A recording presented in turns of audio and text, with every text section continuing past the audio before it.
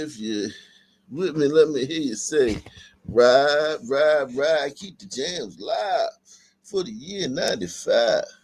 I got more niggas in my tribe than there's bees in the beehive. They'll be paying every day, get high. Mr. Cheeks, every day high. Contemplate to get my mind straight. Make the break before it's too damn late. The Lost Boys, yeah, that's who I rode with. That's who I smoked trees with. Back to back, head out of town. I'll be back around, so be gone before sundown. From Jamaica, come a nigga named Cheeks with teach for the streets over rough neck beats. There's rumors going around that Cheeks can't remain raw. Me, Emma, about to crash like a chainsaw. Do what you wanna, say what you gotta. But let me tell you, man, you can't do me nada. It's the Jeeps, the Lex Cruise, the Beamers, in the Benz. All of my niggas and my men's. To all of my niggas in the pen. Keep your head up to the hoods. East Coast, West Coast, and worldwide. It don't matter if you puffin' or lie. And if you with me, let me hear you say, ride, ride, ride. What's going on? Gouch Malo, Roger W, Douglas Chunks, Jimmy Fields in the building. Make sure y'all subscribe to Jimmy Fields' channel, man. Make sure y'all subscribe to Jimmy Fields' channel. Salute to everybody out there, man. Got a great show for you guys tonight. Today.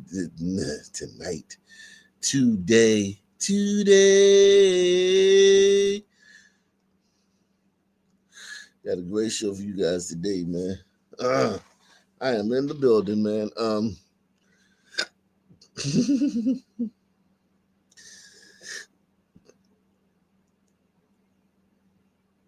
We are in the building.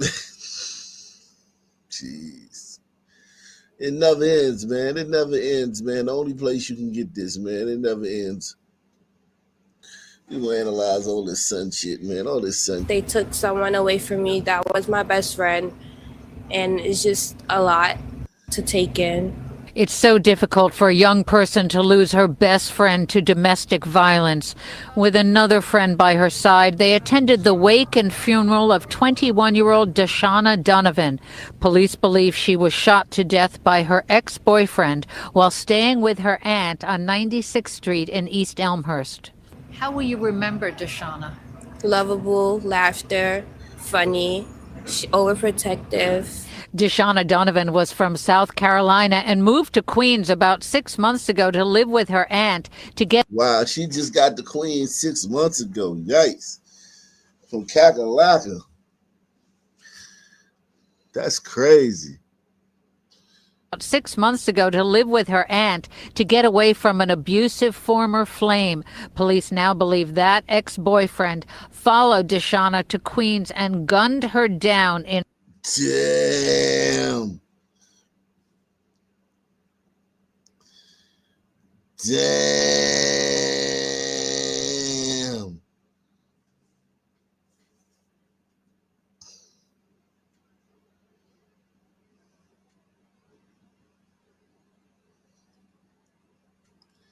That nigga followed her up there from South Carolina.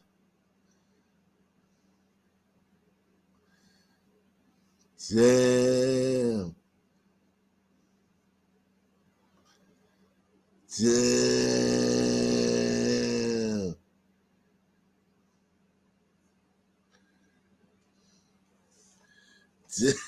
Oh, shit. Whoa, shit. Holy moly. Yeah, man. This is crazy, man. This is bananas. This is next level work right here. Listen, I understand, man. You love, you young, you crazy, but this is some other shit, man. Laughter, funny, overprotective.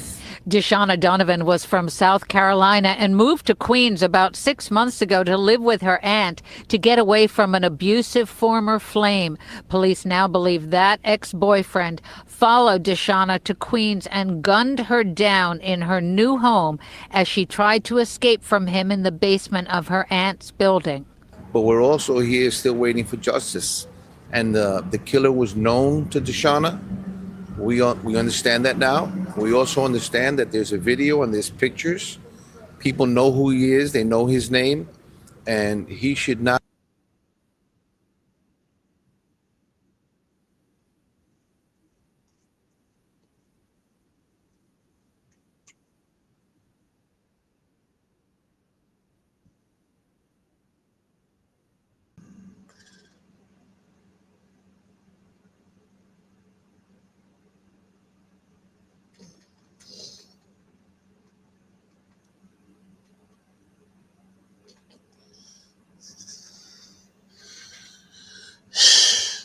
be receiving shelter from anyone. This wake and funeral For justice. And the killer was known to Deshauna. We understand that now. We also understand that there's a video and there's pictures. People know who he is. They know his name. And he should not be receiving shelter from anyone. This wake and funeral coincided with Domestic Violence Awareness Month. This is Domestic Violence Month, and if they feel that it was her ex-boyfriend that did it, then there should be stronger leads, and he should be in custody already. And police once again are asking for the public's help. If you have any information on the whereabouts of Deshauna Donovan's killer, please get in touch with them. Damn. Salute to everybody out there, man. Hit that like button, man. We going live, man. Live and direct, man. You say you lost sound? Press 1 if you can hear me. Press 1 if you can hear me. Press 1 if you can hear me, man. Press 1 if you can hear me.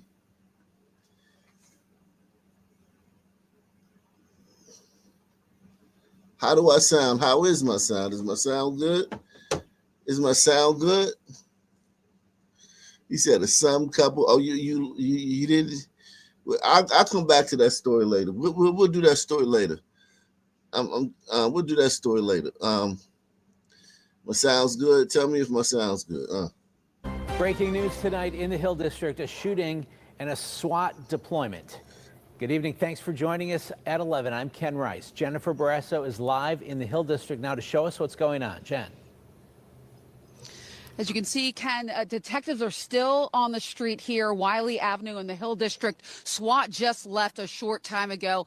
Two officers confirming to me that 2 people were actually shot, and then SWAT was called in. Now, Pittsburgh police, they put on X that they were investigating a shooting in the 2300 block here after a 20-round shot spotter alert, and that a man was a male with a gunshot wound to the chest, is in critical condition. Now, a source tells me a 17-year-old male has been shot. And once again, 2 officers telling me just a short time ago that 2 people actually shot, and a search is underway for suspects. You can take a look at some of the video. At one point, we saw police leading 2 people in handcuffs not far near a home along Wiley Avenue, and then a person on a stretcher being put into an ambulance. It was a scary scene. One woman told me that when she heard the bullets, she hit the floor. Another woman just ran outside just to see all of the chaos. Take a listen to what 2 people who live here had to say. Obviously, there's another shooting. It's getting ridiculous out here. Personally, I'm sick of it. I just want to go home. Wow, another shooting.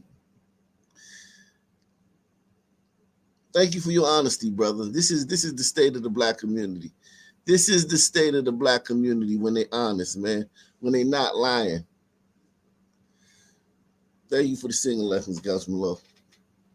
This is what it's like when they not lying. When they not lying.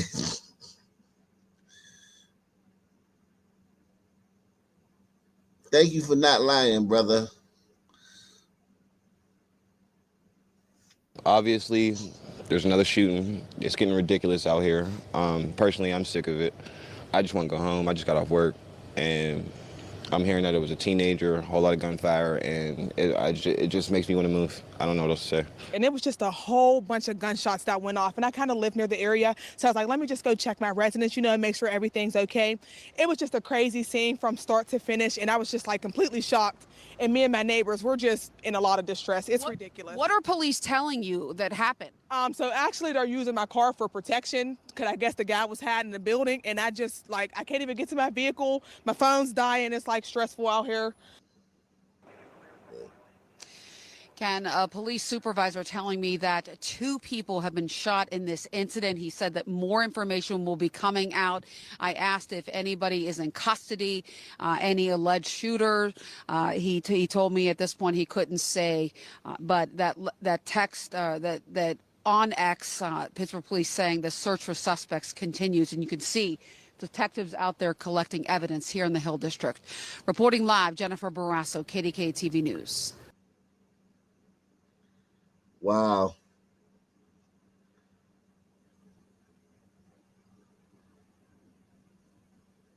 Good morning. Thank you for joining us. I am Brandon Hudson. We begin with a tragedy at a home in Detroit where police say that a grandmother was shot and killed by her adult grandson, who then took his own life. It is a crime that has police and the victim's family searching for answers this morning. A lot of people mourning. Let's go live to Fox News' Josh Landon with the latest. Josh.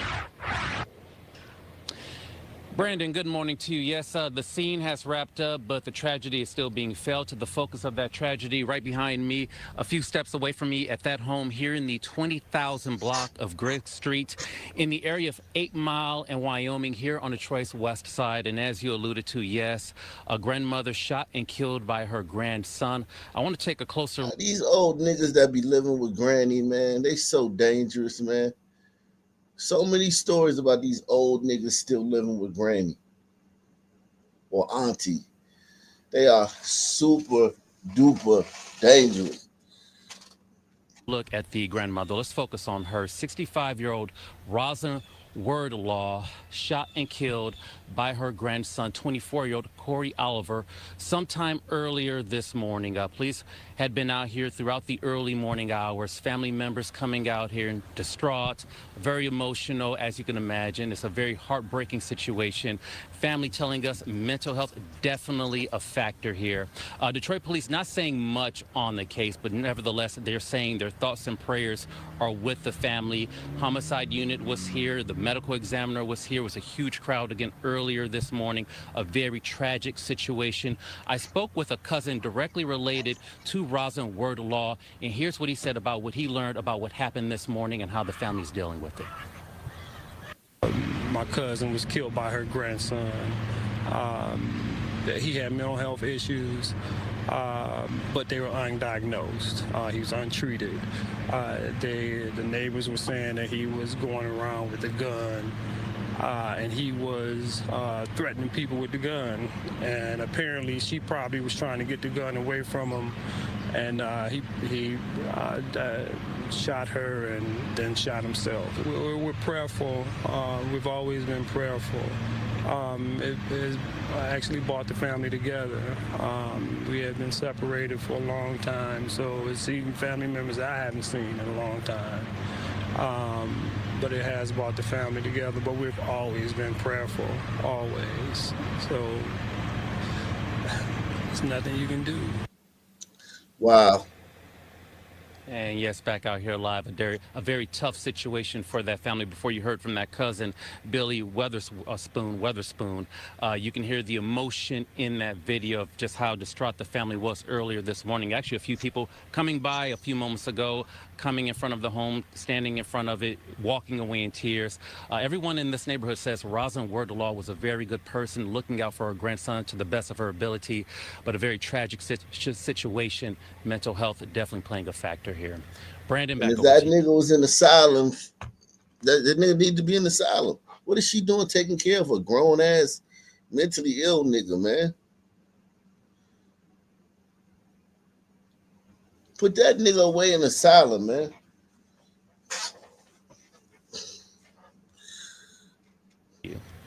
You got a community pillar, a family pillar who has lost their life.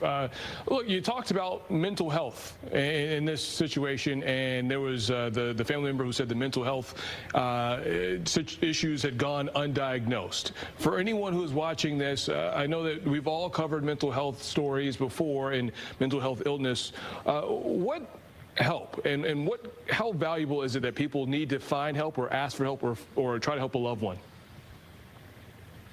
Well, we always know of the number, Brandon, of 988. It's the number you can call. It's the number you can text. And the bottom line is that this is a tough reminder when it comes to mental health. If you see of any signs with friends, family members that go undiagnosed, you need to take the proper steps to get it diagnosed and seek the best treatment possible, because people who are walking by, again, just a short time ago, I asked, did anything ever really seem out of the ordinary, anything over the top? People who live in this neighborhood, they said no. But nevertheless, something went undiagnosed clearly, and it led to this tragedy. A grandmother, a good woman in this neighborhood looking out for her grandson. And again, it's just a tough reminder when mental health comes up, definitely address it to the best of your ability. Yeah, sometimes you never know what's going on until it bubbles to the surface. Our prayers are with that family there. Josh, we do appreciate your report. Thank you.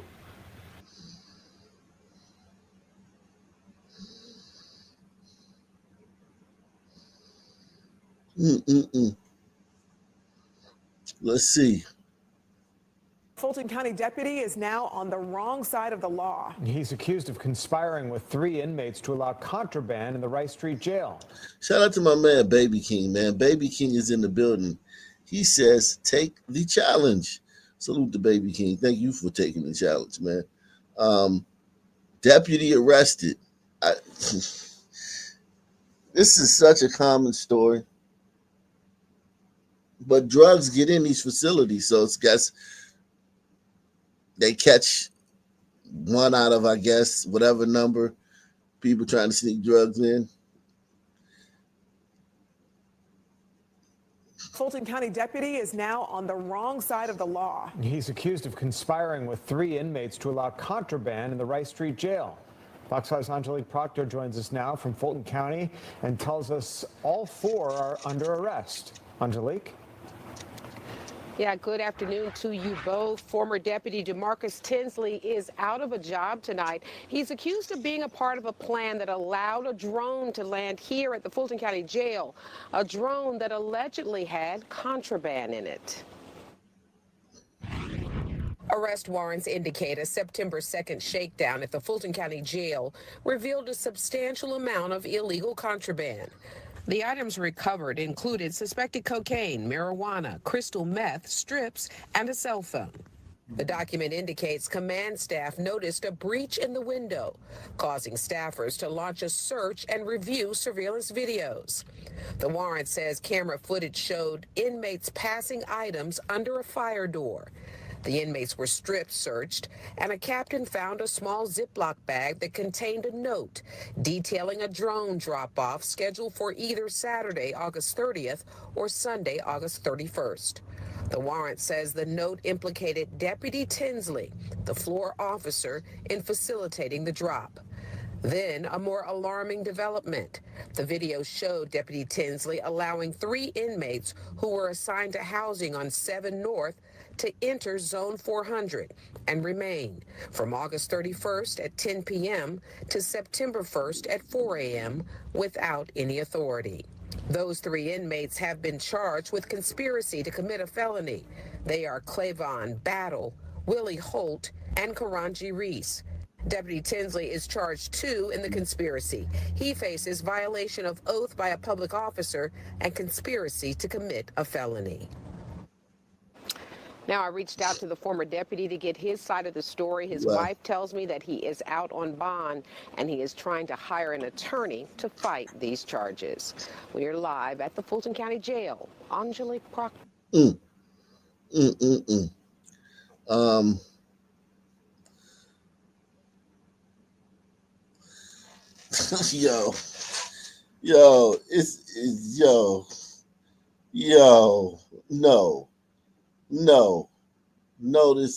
No, this is not what I'm reading. No, this is not what I'm reading. No way. Again in Greenwood County tonight at 6 o'clock, we're learning more details after a former mayor of Calhoun Falls was arrested at a hospital. He's being charged with third-degree criminal sexual conduct. Investigators say the incident involved a vulnerable patient. Our Maya Payton has been looking deeper into this, and she joins us from the newsroom with more. Maya, you also spoke with officials from the hospital? Yes, Nigel and Sydney, I've learned a whole lot more. The former mayor, Johnny Waller, is also known as a pastor, and investigators say he often visits the hospital and it's visiting patients under that pastoral role. Here's what we know right now. Let's take a look at what led to Waller's criminal sexual conduct charge. The Greenwood Police Department says on September 27th, a hospital staff member reported witnessing a situation involving Waller in a patient's room. Officials say the patient has been under the medical care at Self Regional since early 2025 and has been, quote, deemed to lack decision-making capacity by multiple physicians. Well, they tell us after reviewing surveillance footage and collecting statements from the hospital staff, a warrant was issued for Waller's arrest, and he is no longer allowed on Self Regional healthcare properties. WYFF reached out to Self Regional Hospital and asked for the hospital's policies for pastors who visit patients. They told me, quote, we do not have a separate policy specific to clergy or faith members. They are subject to our general visitation policy. I also asked if there are current safeguards in place to ensure patients, families, and staff are protected by visitors, including pastoral visitors. I was told, quote, yes, our hospital maintains multiple layers of safety measures. All staff receive regular safety and awareness training. Security cameras are positioned throughout hallways, entrances, exits, parking areas, and campus grounds. We also have dedicated on-site security personnel and hold daily safety hurdles to promote continuous improvement. Every Self-Regional healthcare team member is reminded, if you see something, say something. Those protocols were followed appropriately in this incident, end quote. The hospital also says Waller has never been employed, volunteered with, or had any affiliation to Self Regional Healthcare. Maya, did investigators give any details about what actually took place inside the patient's room? Well, Sydney, I asked, and investigators told me that they are unable to share those details of the investigation right now. I do want to mention that I reached out to Waller. I have not heard back. In the newsroom reporting, I'm Maya Payton. Back to you.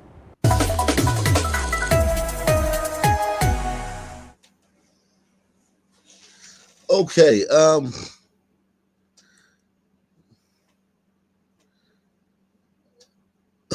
shit.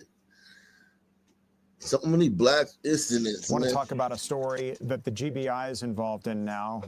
They've been brought in to investigate a situation where a 64-year-old man was shot during a traffic stop. This is an officer-involved shooting, which is why the GBI was brought in. That man now in critical condition, and there are so many questions as to what happened here and the circumstances that led up to that DeKalb County shooting. Fox 5's Tyler Finger at Grady Memorial Hospital, where that 64-year-old is recovering this afternoon. Tyler, what more do we know here? Well, Tom, good afternoon to you. We have been covering this story since it happened in late September, and the update today is that Danielle Moore, the victim's wife, or the man's wife, the 64-year-old's wife, is now actually going to be able to see her husband for the first time. He's been here at Grady Memorial Hospital for about 2 weeks now, being treated after being shot 6 times by a DeKalb County police officer, and she has been fighting to be able to get that opportunity to see her husband. She says she has been receiving no updates at all about his condition, and that she didn't even know if he was dead or alive. Today, though, his attorneys were able to secure that visit, so she is able to go up here into the hospital room and visit him. We're told that it was going to be happening about 3 o'clock, so right about now she should be heading upstairs with his attorneys. I want to show you his picture. This is 64-year-old Rodney Moore. Again, he was shot in late September by a DeKalb County police police officer, and he has been treated here at Grady Memorial Hospital for his wounds. Investigators say Rodney was shot during a traffic stop on September 24th, just after 3 a.m. near Central Drive and Lancashire Circle. Danielle says he was hit multiple times, including in the neck and chest. According to Rodney's arrest warrant for 2 misdemeanor charges, he was pulled over after he stopped in the middle of the road. The warrants say he was driving with a suspended license. The officer reported seeing what looked like a gun, and Rodney confirmed it. The warrant says he ignored commands to keep his hands on the wheel and kept reaching down. That's when the officer opened fire. Danielle says visiting her husband is important to make sure he knows he has people on his team. She got the news a few hours ago, as I mentioned, that she'll be able to go up with his attorney to his room here at Grady, which she has been fighting to do since the shooting. Take a listen to what she told me. I'm a nurse, and I know what it is to somebody sitting in the hospital by themselves and have no family members. You know, that has to be frustrating for my husband. I have no indication of whether he can speak. Are they keeping him on life support? I don't know what's going on. Right now, I just want to know his medical condition. I want him to see, if it gave me a minute, to see my husband eye to eye, to let him know that I am here with him and I am fighting for him. Again, that visit should be happening right now here at Grady Memorial Hospital. Danielle and Rodney's attorney should be going up to his hospital room. They should be able to get to meet with him for the first time since this shooting back on September 24th. I'll tell you, she talked to me before she found out that she was actually going to get the opportunity to go up into the room today and be able to see him. She had obviously been very frustrated that she had not been getting any updates. She said that Grady was not telling her anything. The GBI wasn't telling her anything. Her attorneys, his attorneys rather, were even having trouble getting any information about how he's doing here. All they could tell her was that he got into surgery after he got here and he had been shot 6 times, and they weren't really sharing any more details, which obviously for her was frustrating. She said that they had just celebrated their 25th, or would be have celebrated their 25th anniversary on Monday if he was not here at Grady Memorial Hospital. He is facing 2 misdemeanor charges according to the arrest warrants. And she's saying that she would like to see a full independent investigation into what happened, because she said he's 64 years old, he has physical disabilities. She said there's no reason he should have been shot by a DeKalb County police officer. Tom? And not that you've been provided this information, but one wonders, and the logical question is, why, you said this happened back on September the 24th, hasn't that immediate family member been allowed up to see her husband? And for a couple of misdemeanor charges, it just doesn't seem to add up or make sense. And there are so many questions as to what's happening in this case. Not even the lawyer could get answers. Yeah, she said that she had 2 different lawyers attempt to come here to Grady Memorial Hospital on Thursday and Friday last week, and that they were denied access. She had been denied access. She said she would call multiple times over the course of the last 2 weeks, and she said that the people who were answering the phone when they found out who she was calling about, they either didn't provide any details or would just hang up on her. I can't obviously independently confirm that. That is what she told us today. But obviously, you got to wonder whether this was a situation where investigators were telling Grady Memorial Hospital not to release any details, or if this was something to do with Grady Hospital deciding that they didn't want to release any details because they didn't maybe know if she was the next of kin. There's a lot at play here that we don't know. But again, I guess there was some sort of court order today, the way she was describing it to me via text, that the attorney was able to get done. I think she referred to it as an injunction to be able to get them the ability to go into the hospital to be able to see him today. We are hoping that once she finishes up with that meeting, she did tell me she'd come out here and talk with us. We'll, of course, bring that to you on Fox 5 News at 4, 5, and 6, and right here on Fox Local. That was my next, point to make to you. Hopefully, Danielle Moore will come out of that hospital and fill you in as to exactly what's happening up there. Tyler, thanks for the latest.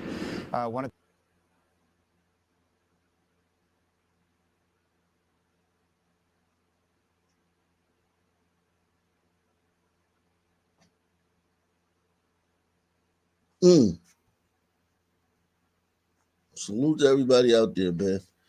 Oh, I got some stories that I saved that I wanted to put into I wanted to show y'all. That Unfortunately, man, these people are so sad, man. Let's get some white To blinders 4 on the years board. of probation and community service for the man who killed a doctor during what officials call a road rage incident. 4 years, man killed a doctor in road rage. Better not be a black dude, man. We gonna have to post this, man. We gonna have to post this online. To 4 years of probation and community service for the man who killed a doctor during what officials call a road rage incident. Tonight, we speak with Dr. Jeffrey Honer's widow and children about the emotional sentencing and hear from the man who pulled the trigger. On March 15, 2024, Dr. Jeffrey Honer was with a caravan of nurses in the area of Houghton and Snyder. Authorities say Jason Jamison, another driver on the road, admitted to shooting and Jason Jamison. Killing Jeffrey Honer after the two got into a disagreement. According to the interim complaint, Jamison told a dispatcher he shot someone. Jamison claimed Honer punched him, and he then shot Dr. Honer in the back while claiming self-defense. He was initially arrested on a second-degree murder charge, but was arraigned on a manslaughter charge. He then ultimately pleaded guilty to negligent homicide. And today, a judge decided his sentence. We were in the courtroom as that was read. Smart, very funny. He was so caring. He would always take time out of his day to help others, and he would do anything for us, and he was amazing. He was always there when you needed him, and he was a good teacher. That's how the children of Dr. Jeffrey Honer remember him. Today was a difficult one, as the man who shot and killed Honer learned his fate for the crime. Family members of Honer took the stand to tell the courtroom who Honer was and plea with the judge to give Jason Jamison the maximum sentence, 1 to 3.5 years in prison and probation up to 4 years. The defendant is correct in saying he didn't know my husband. That's exactly why, before choosing to pull out a weapon and selfishly take a life, he should have considered the far-reaching ramifications of his actions. Father's Day, I had to go to a grave site. While Mr. Jamison spent the day with his kids. Mr. Jamison took my father from me, from all of us. He hasn't learned his lesson, and he's definitely not remorseful. He's just figured out that this is his best option. And for the first time, we heard from Jason Jamison, who said if he could take back what he did, he would. Your Honor, there's no words I can say to express how sorry I am. Family had a lot of the same values as myself. And sometimes people have bad days, make mistakes, and I made a mistake. Despite all of the impact statements, the judge sentenced Jamison to probation for 4 years and 200 hours of community. 4 years of probation. Sons are going to be mad about that. Wait till the sons hear about this. 4 years of probation for killing a doctor in a road rage incident. Sons are going to be pissed. Sons are going to be pissed. Salute to Piggy Brown. Piggy Brown in the building. Sons are going to be pissed.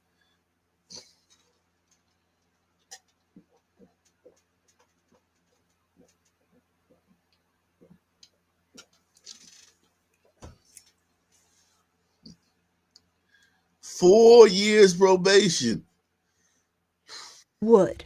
Your Honor, there's no words I can say to express how sorry I am. Family had a lot of the same values as myself. And sometimes people have bad days, make mistakes, and I made a mistake. Despite all of the impact statements, the judge sentenced Jamison to probation for 4 years and 200 hours of community service. And after reading the sentence, the judge said this, which some of Honer's family members saw as contradictory to the sentence. I'm so sick of gun violence. I've seen it for over 50 years. I was a prosecutor. I've been a judge for 28 years. And it's just sickening, the gun violence in our country. Mr. Jamison did not have to shoot my husband. My husband posed no threat to him. He was unarmed. He was walking away. Mr. Jamison did not need to use the gun. He did. And that's what encourages gun violence. It's unresolved. It's just complete injustice. And it's a fear for the lesson we've taught, Jeff's kids, is that there is just going to be injustice. And yes, the world is not fair, but we rely on the courts to provide justice, and they have failed us. Alyssa says she forgives Jamison, and she knows her husband does too. For now, the Honer family continues to try to heal, as Jeff's son has become the man of the house, and his daughters find strength. Happy birthday to you. What's your wish? Oh, okay, hold on. To be with us forever? Oh, that is the greatest thing ever. As we told you last week, the Honer family is now advocating for self-defense laws in Arizona to change while educating the public on the system they feel. Brazen knife attack of a Tucson man on a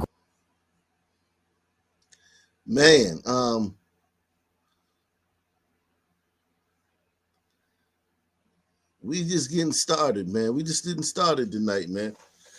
Everybody, thank you for hitting the like button, man. Appreciate you. We are just getting started. I'm gonna drop the link too, man. We're gonna drop the link early tonight, man. Let the people come up here, man. If you want to come up, man, you can come up. If you want to come up, you can come up.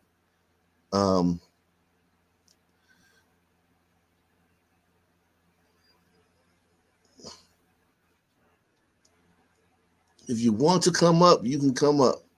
Come on up. You the next contestant on The Crime is Right. You the next contestant on The Crime is Right. Salute to everybody for joining us tonight, man. So much going on. That story about that doctor, that probation. Jesus Christ, sons are gonna be pissed when they hear about that, man. White dude got probation. See, white people, man, they always get away with that shit. If he was black, man, they would give him 1,000 years.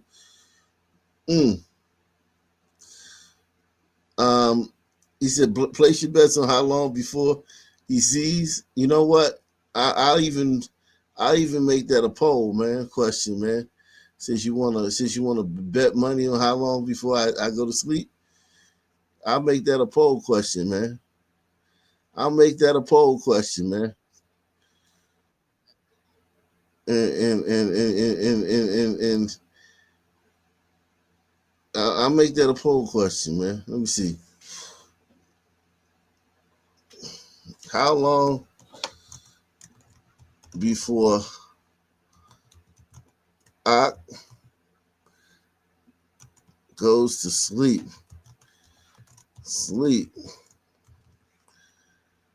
Yeah. How long before Ak Nation goes to sleep? Huh? What was it? 12:30? 12:30? 1?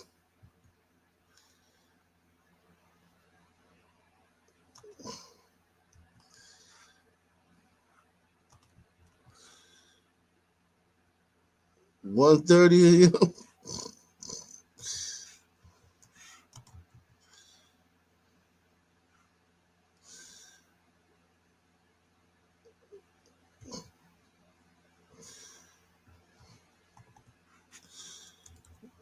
I even make that a poll question, man. Since y'all want to be funny, man.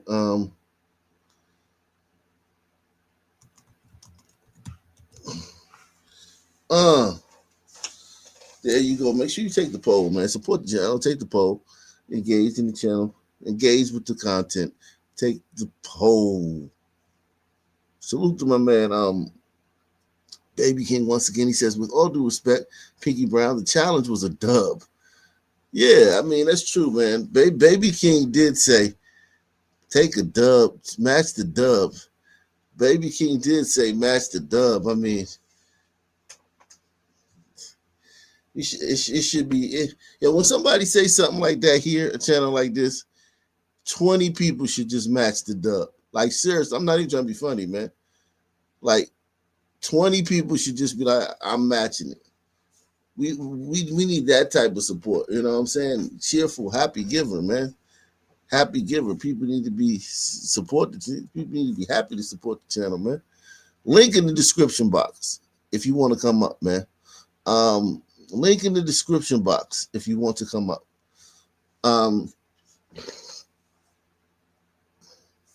Take the poll. Here we go. Greyhound bus on Monday has left the victim with serious injuries and the suspect behind bars. Brazen knife attack of a Tucson man on a Greyhound bus on Monday has left the victim with serious injuries and the suspect behind bars. In a story you'll see only on 13 News, we speak with the victim and his sister about the ordeal and what they say needs to change when it comes to safety on public transportation. And we'll hear about their search for the person they call their guardian angel. We do want to warn you, some of the images may be disturbing to see. And so we just grabbed everything and started driving towards him because we didn't know what was going on. On Monday, Jorge Quintanilla decided to take a Greyhound bus from Alamogordo, New Mexico to Tucson after spending some time visiting his parents. The bus was between Lordsburg and Deming, New Mexico, when New Mexico State Police say suddenly Jorge was attacked by another passenger, identified as 29-year-old Ryan Kenny. Tonight... Oh, shit.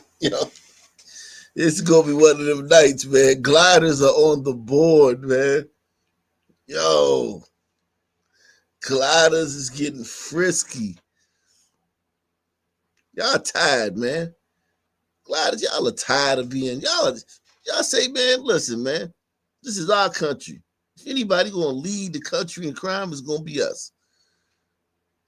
That's right, Gliders, man. It ain't no way in the world Black women should commit more murders than white men. Press 1. That's ridiculous. That's ridiculous. Black women commit more murders than white men. Y'all white men, y'all soft, man. Y'all soft, man. That's a ridiculous stat, man. Y'all need to do something about that.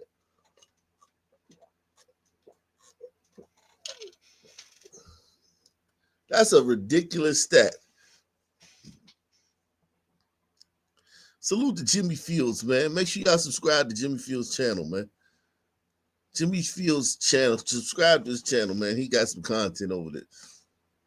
He said, for the cup of coffee to keep you awake.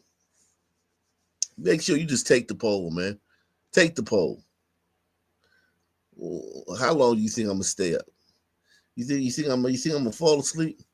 You think I'm gonna fall asleep? It's 12:14 now. Take the poll, man. When do you think the Nation gonna fall asleep, man? This glider, though, he ain't fall asleep. He didn't fall asleep. Quintanilla decided to take a Greyhound bus from Alamogordo, New Mexico to Tucson after spending some time visiting his parents. The bus was between Lordsburg and Deming, New Mexico, when New Mexico State Police say suddenly Jorge was attacked by another passenger, identified as 29-year-old Ryan Kenny.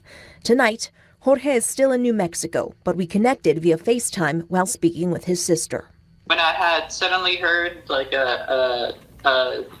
like somebody moving quickly on the other side of the aisle from me, and when I looked over, it was this guy who was just like lunging across the aisle with what I had at the time thought it was a pen.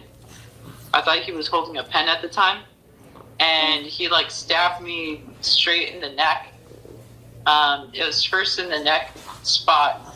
And then after that, I was able to grab the wrist and I was just trying to push him off me. And in that time, he kept stabbing and jabbing and it was more towards the head. Jorge was stabbed 6 times in his head, neck, and arm and had to be airlifted to a hospital in El Paso for treatment. A terrifying moment for him and his family. While Jorge is expected to be okay, this unprovoked attack, reminiscent of a recent murder of a young woman on a train in North Carolina, has left the family shaken to its core. The poor girl, she had no help. Nobody noticed what had happened in her with her attacker, and they just left her there. And so that's the first thing that came to my mind when I thought about that too. The paramedics, the cops, the nurses, the doctors, while I was at the hospital, everybody was comparing me to her. And it wasn't until I saw the video the next day that I realized that, yeah, that's exactly how it went down. It's pretty much exactly how it went down. Just somebody just decided to grab a knife and attack me. Kenny was arrested and charged with aggravated battery with a deadly weapon and booked into the Grant County. That's a little teeny little glider, man. He got a short man complex, man. Hey, listen, man. If you got to, how in the world can you be so goddamn disassociated with life, so out of touch that you take out your short man complex on a goddamn burrito? That's nasty work. If you got a short man complex, last person you should take it out on is an burrito.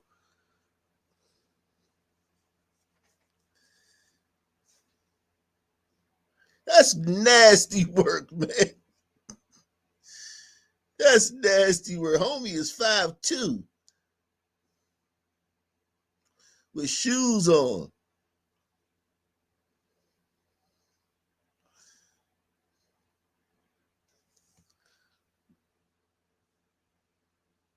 Detention center where he is currently being held with no bond. Greyhound claims on its website there is absolutely no alcohol, drugs, or weapons allowed anywhere on the bus. So I reached out to them to ask how the knife Kenny used slipped through the cracks and what their protocol is for screening people to ensure safety on board. They only said, "We are unable to comment on the details of this incident as it involves a law enforcement investigation. The safety of our passengers There's no way they can stop you from having a gun or a knife on Greyhound. There's no way. They can't stop you. Employees is always our top priority, and we are providing all necessary assistance to authorities." But the family wants to focus on the good. A mystery woman jumped in to help to stop the bleeding. I keep calling her my guardian angel because she was an absolute commander. Without her, I don't believe I would have made it the 20 minutes that it took for the paramedics to get there. Both Adriana and Jorge would love to meet the woman who helped save his life to thank her in person. So if you happen to know who she might be, please let us know. We would love to connect. Damn, these burritos, man.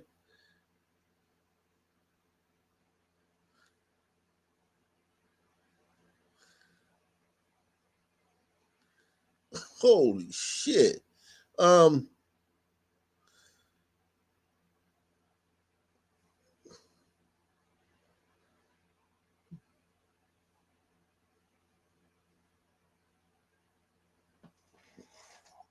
2:30 in the morning, woke up to crashing noise and flames inside my house. Katie Barney says this fire and the person who set it were all caught on camera and helped lead to the arrest of her ex-husband.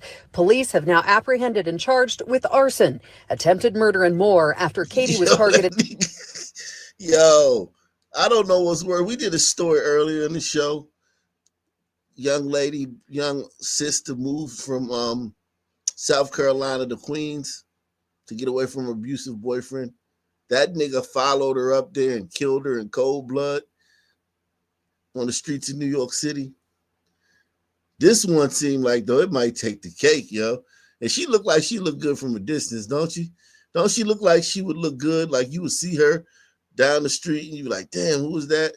And then you get up close on her, it's like, oh, okay. Shout out to Baby King. Baby King says, Jimmy Field's production match. Why don't y'all take the challenge? If you got somebody matching y'all, that's crazy. Y'all don't, the support for this channel is trash. You got somebody saying they'll match you if you take the challenge, and nobody's still taking the challenge. That's like, fuck you, Ock Nation. That's like middle finger. Somebody say, I'm matching you. Take the challenge. Everybody's like, fuck this shit. Yeah, That's like, fuck you, man. So salute to Baby King though, man. Shout out to Baby King for matching Jimmy Fields, man. Appreciate you. Shout out to you, man. Salute to you, bro. Um, go ahead, man. What's your thoughts, man? No, I agree with you. I feel like, you know, the support should be more. I mean, we've said it for a long time now. I like, where else can you go to get it this raw? You know, Yeah. this here act is when you go to a restaurant, right? And they say, "How do you want your steak?" I want my Yeah. shit raw. Yeah, cook it for 30 seconds on each side. Yeah, yeah, man. So I like my steak too. I don't like it too raw, but yeah, I like my steak. I like my steak to basically you got to put a fucking lasso on it to make sure it don't walk away. You know what I'm but that saying? but that's what this show is, right? And I always say this. I've always said it. Show me where else you can go for this content, right? Now there are other places, but they are not. I don't think they're as raw as this, right? Because look, we scour the nation from sea to shining sea. You tell us where you want to go. I want to see a glider town, a glider anything where there's like prevalent violence. We've been looking for it. We haven't found it yet. We may have found not it, but we may have found. I think gliders. There's an uptick in gliders are good. Are getting busy the last couple of weeks, man. Really? How do you? What do you mean? Like how so? Just from the stories. I mean, because my algorithm is sending me these stories, and it's a lot of gliders, man. Like But so but far in is this episode too. but is it like typical like in the house shit, or are they like shooting the block up? Are they Oh road no, rage? they still no. But it's still like road rage, more things out of the house. Yeah. More things out of the house, but not nothing like drive-bys or nothing like that. Well, But the weather's more getting things. cooler, and you know gliders like the cooler weather. That's The true. Y'all the Vikings. opposite. The Vikings. Yeah, they're the opposite. When the weather gets colder, they get great. Yeah, Crime salute rate to goes Baby up King. when the clouds are out. Yeah. Baby King says, "Yeah, that's disrespectful." Yeah, man, that's real disrespectful, Baby King, man. They be shitting on me, man. Thank you for matching these people's donations, though, Baby King. I appreciate you, man. You definitely definitely appreciate it, man, without a doubt, man. Salute the Afghan infidel, man. That's right. We don't care shit. I don't give a fuck who he is. Hamas, Afghan infidel, I don't give a fuck, man. But you know, but I've said it and again, not to like drop names, but I see someone like Salty Cracker, and they do a good job, right? And they get mad support, but Yeah. they don't, not even close to keeping it as raw as this. You know They one they, thing they about Salty Cracker though, he's Juice Crew, right? And he's funny. I think I actually do like his videos. He's funny, but yeah, it's like I mean, like the disadvantage they got though, Wicked, is like they never like they don't know these niggas, man. right. And even there's a lot of niggas that know these niggas, but they won't be honest about these niggas. Yeah, yeah. A lot of rappers, the whole rap world, they all know these niggas, but they won't be honest. But I also got the always got that, the way I was raised, man. Like I got to thank my mom. She's a college professor. You know what I'm saying? Even though, she's a college professor, we still growing up. It was rough, just me and her until she got married, and then was able to see a lot of the world. I saw a lot of the world, man. I was on planes by myself, meeting my mother in cities when I was a little kid. I caught a plane by myself when I was 3. You know what I'm saying? When you were 3, what does that Yes. look like? They put me on the plane to meet my mom in another in San They, Diego. And they, then they, they have staff for that, right? They have like a staff in the yeah, airport they got that help with staff. that. Yeah. The people bring you to somebody bring you to this airport. They put you on the thing. I met my mom in Belgium because my mom, she's a writer, freelance writer back in those days. This is before she became a college professor. She's a freelance writer, so she just write for different publications, but she don't write for one publication. So somebody will hire her just to write a certain article, and she will write that, go do the research and write the article. She get paid for it. So she traveled, and I would have to meet her in certain places because, you know what I mean, I can't stay with other people forever. Yeah, I was on planes by myself as a little kid, going to meet my mom in different places, man. Meet up with my mom and shit. And you know what I'm saying? So I seen a lot other than the hood. I seen a lot other than hood boogers. I don't want nobody to ever think that, oh, I'm just hood booger. Da, da, da. No, I seen a lot of other shit too. You know what I'm saying? A lot of Yeah. other shit. But I think like look, and I think this matters personally, right? Other people, like the gliders maybe in particular, like yeah, you could go to the zoo, right? And you could see the leopard in its cage, right? And you could study it when you're at the zoo. But when you're in the cage with the leopard, right, and you get to be amongst it, like Tarzan, right? Like Tarzan was. Tarzan knows the fucking leopard. You get what I'm trying to say, Chief? I know exactly what you mean. And that's something that I mean, you just you gotta really. You know what it's like? I got a perfect example. You know Siegfried and Roy, the lion tamers. Yeah. They like do the show where they got the lion and the fucking tigers in the cage, and they do the show like Yeah, all yeah. that shit. And then you compare that to Steve Irwin or somebody Right. like that, or Jane Goodall that actually embedded with the lions, embedded Right. with the, you know what I'm saying, in their own environment. You know what I'm saying? Yeah. You did? He died, right? Erwin, he Yeah, was yeah. He got hit with a stingray. a, Stingray stabbed him in the a chest. stingray. Yeah, yeah. Not even R.I.P. the Steve. fucking lions. Nah, not a gator or a lion, nothing, man. But yeah, but what I'm saying is, yeah, salute to everybody. I'm not. I don't want to belabor the point, but yeah, man, it just is. Homie was like, I'll match you Salute if to you. Doug Chunks, who just did Yeah, what Doug Chunks does. He just yeah. gifted memberships to about a That's what third of the audience in here tonight. Yeah, that's what Doug Chunks always does. He gets taken for granted by the audience too. And I Yeah. gotta make sure that I listen, I got a website coming up. I'm building my website now. I'm building my website as we speak with all my content, everything will be at right there.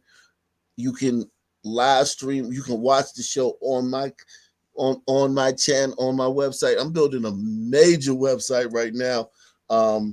With this with the new technology they got online with AI and all that stuff. You gotta, you don't have to code, so you can just do it without coding.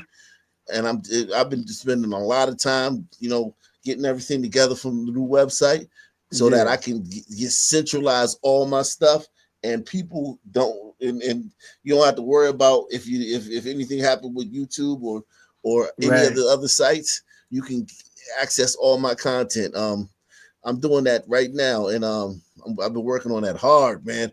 I've been Wait, working on that hard, Jack. are you telling me? Are you saying that AI can make the web page for you? AI you don't have to code anymore. They'll code for you. You just tell it what you They'll want, right? code. How you want it to You look. prompt it. Yeah, you prompt it. Yeah, but it's like you still gotta be smart to tell them what to do, right? You know what I'm saying? You still gotta know something.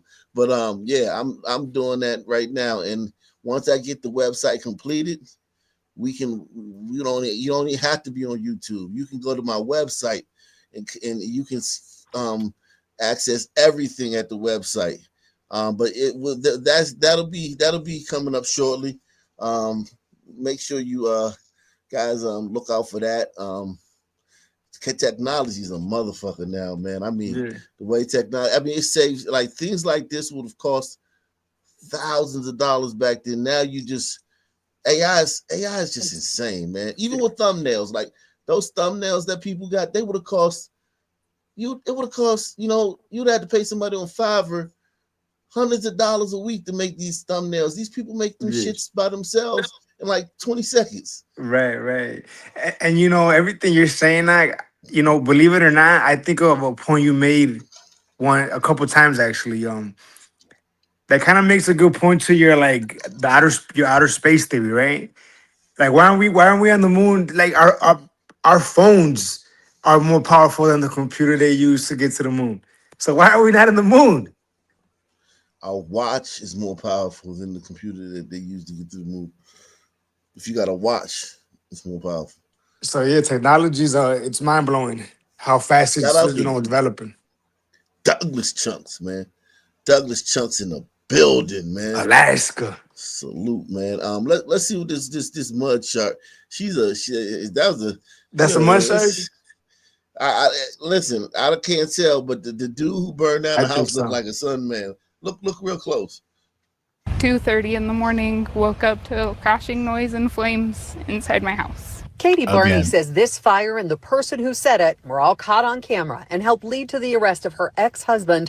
Police have now apprehended and charged with arson, attempted murder, and more after Katie was targeted not once or twice, but 3 previous times. The first incident, I didn't even know that it had happened. That was September 11th when a neighbor sent her a message about a fire in her yard she got while at work that night at a local diner. So I called my babysitter that was there with my kids, and I was like, can you just go look in my backyard and see if you can see anything that was on fire? And she could see the burn scar. I called the police. They came, investigated.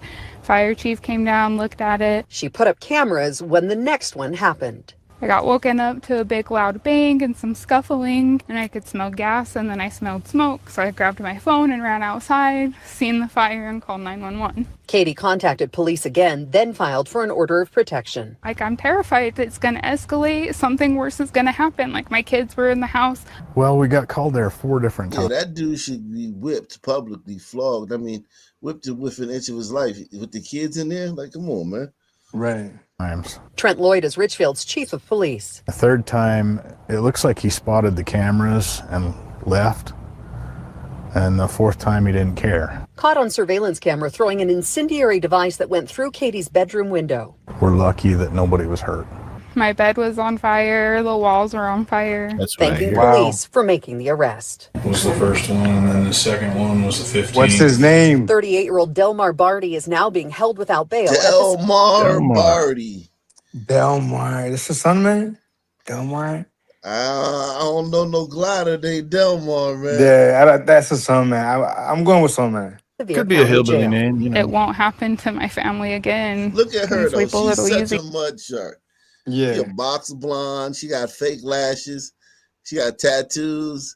Yeah. Right. She got a big old ass. Look at that ass. She got a big old ass, man. The ass is what gives it away, but she looked like, if it wasn't for the ass, she looked like she would like those redneck hillbilly dudes. But the ass kind of says, you know.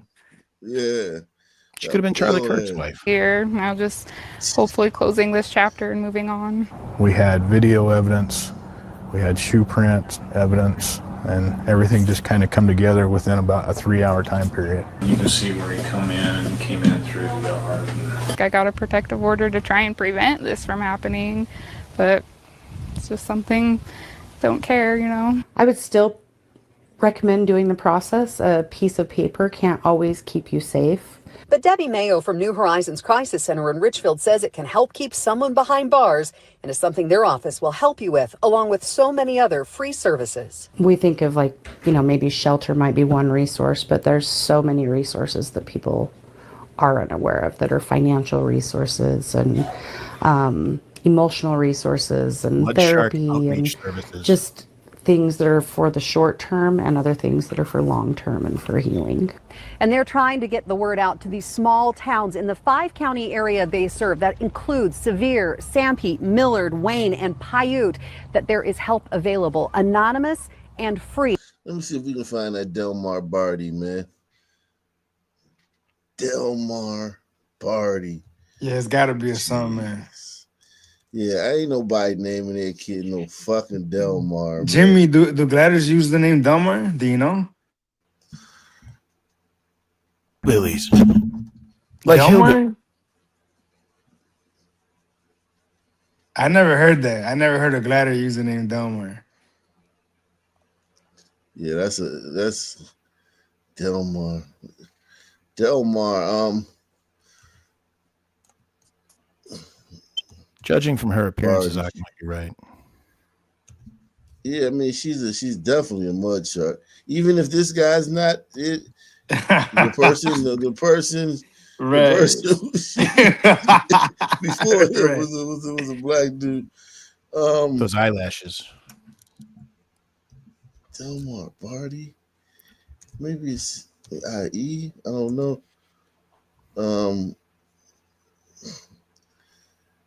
Yeah, I don't know, man. But he looked like It's looked weird they like a mentioned his brother. name and they don't have a picture of him. Yeah. Yeah, The that's way another red flag. what? She's Like got a they restraining order against him. Picture. You don't have a picture. Like look at it. Look Yeah. at him, man. What's this? Fire and the person who said it were all caught on camera and helped lead to the arrest of her His hands look a ex-husband. little dusty. Police Ex-husband. I mean, son man married her. I don't know. Sons ain't usually known for I'll say this marrying, too. but He did apparently see the camera and he came back anyway. That's another check mark in the Yeah, that's a good one. That is Yeah. true. That's a good point. Nonprofit New Horizons. If you'd like to reach out to someone, we'll post information at fox13now.com. Their phone number 1-800-343-6302, 1-800-343-6302.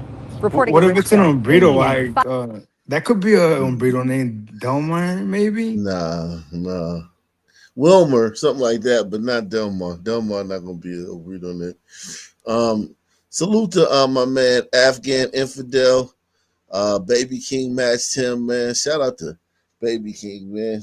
Doing the Lord's work out here tonight, man. Support the channel, guys. Make sure you take the challenge, take the pledge, man. Support the channel on this Good Friday, man. It's Friday. Support the channel. Let's see.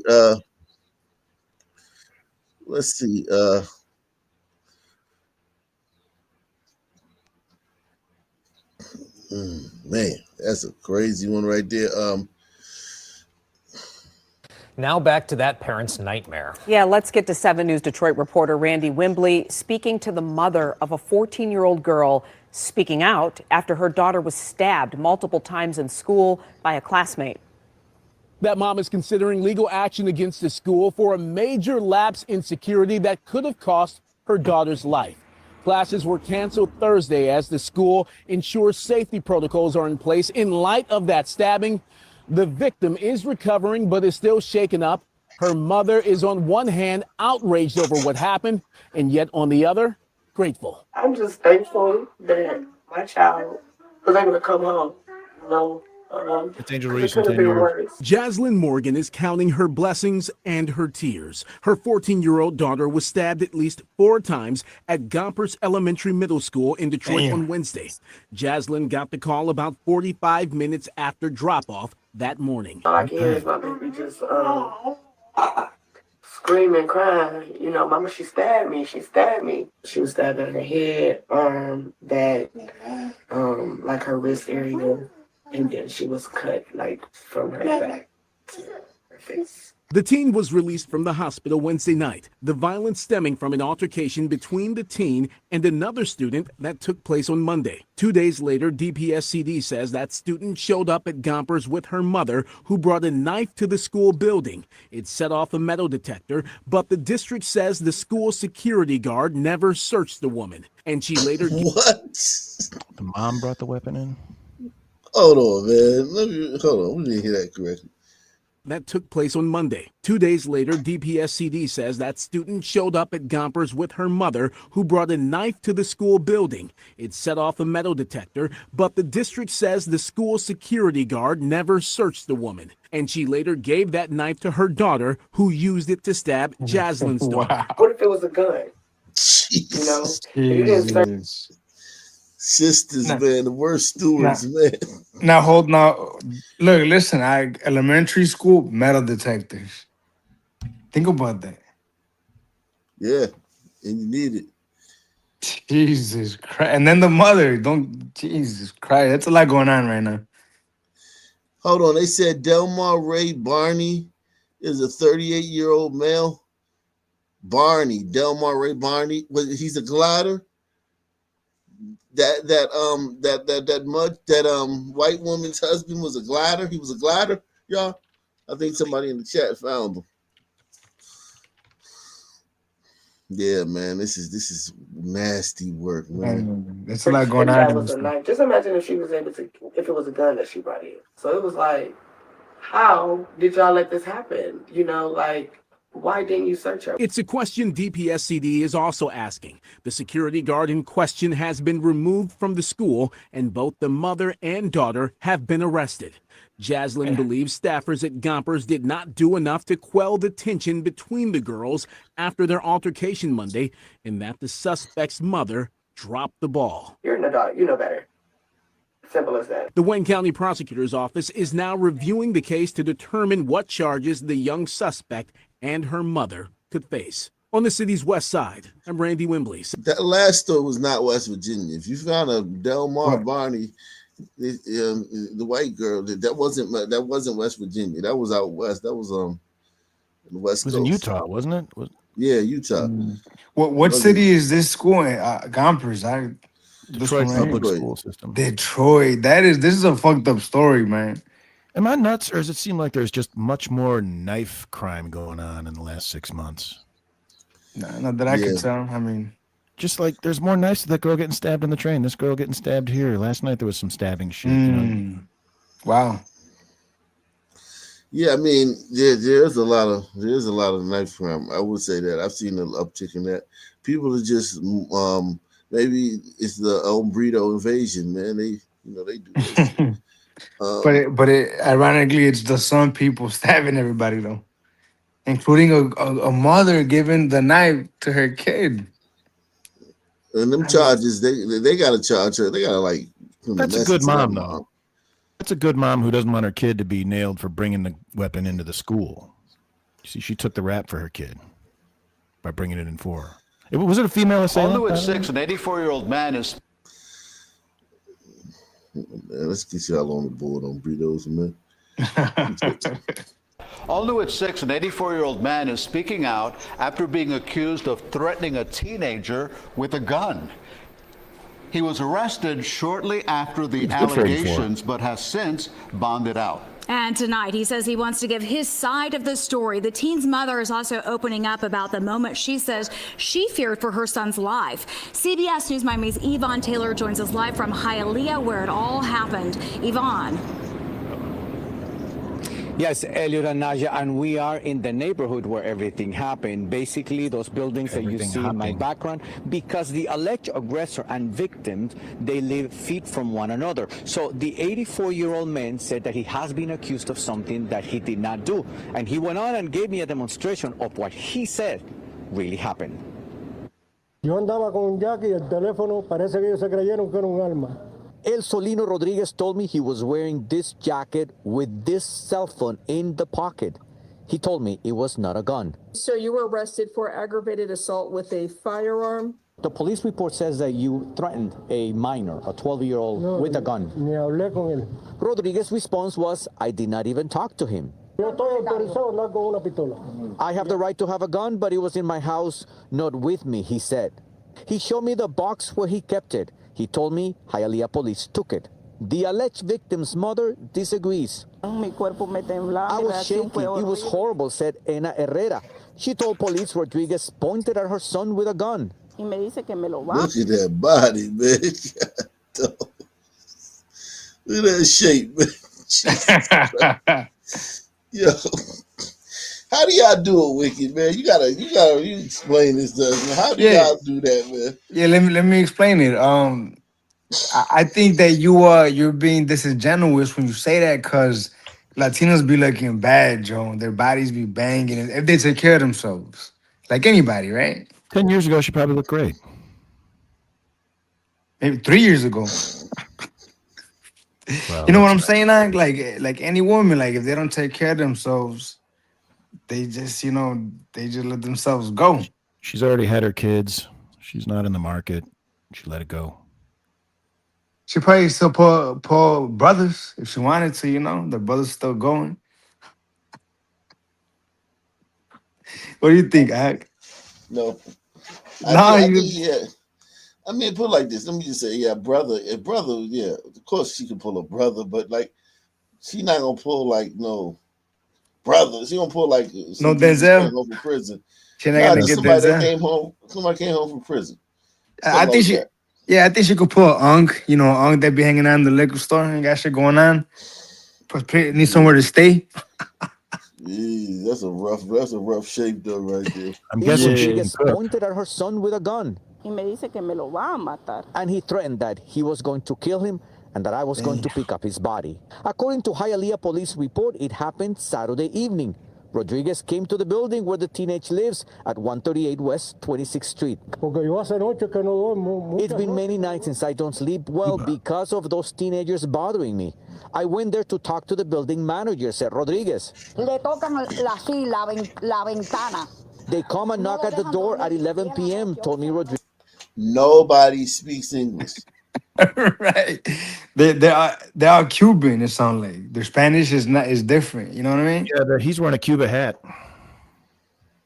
You know what? Claiming It's the in victim Miami. of harassment. I just don't know. I don't know, man. I think you would agree, act like that. Oh man. I'll be scared about the elderly walking around in America. Shorties nowadays are attacking these old people, man. Yeah, he with the shit.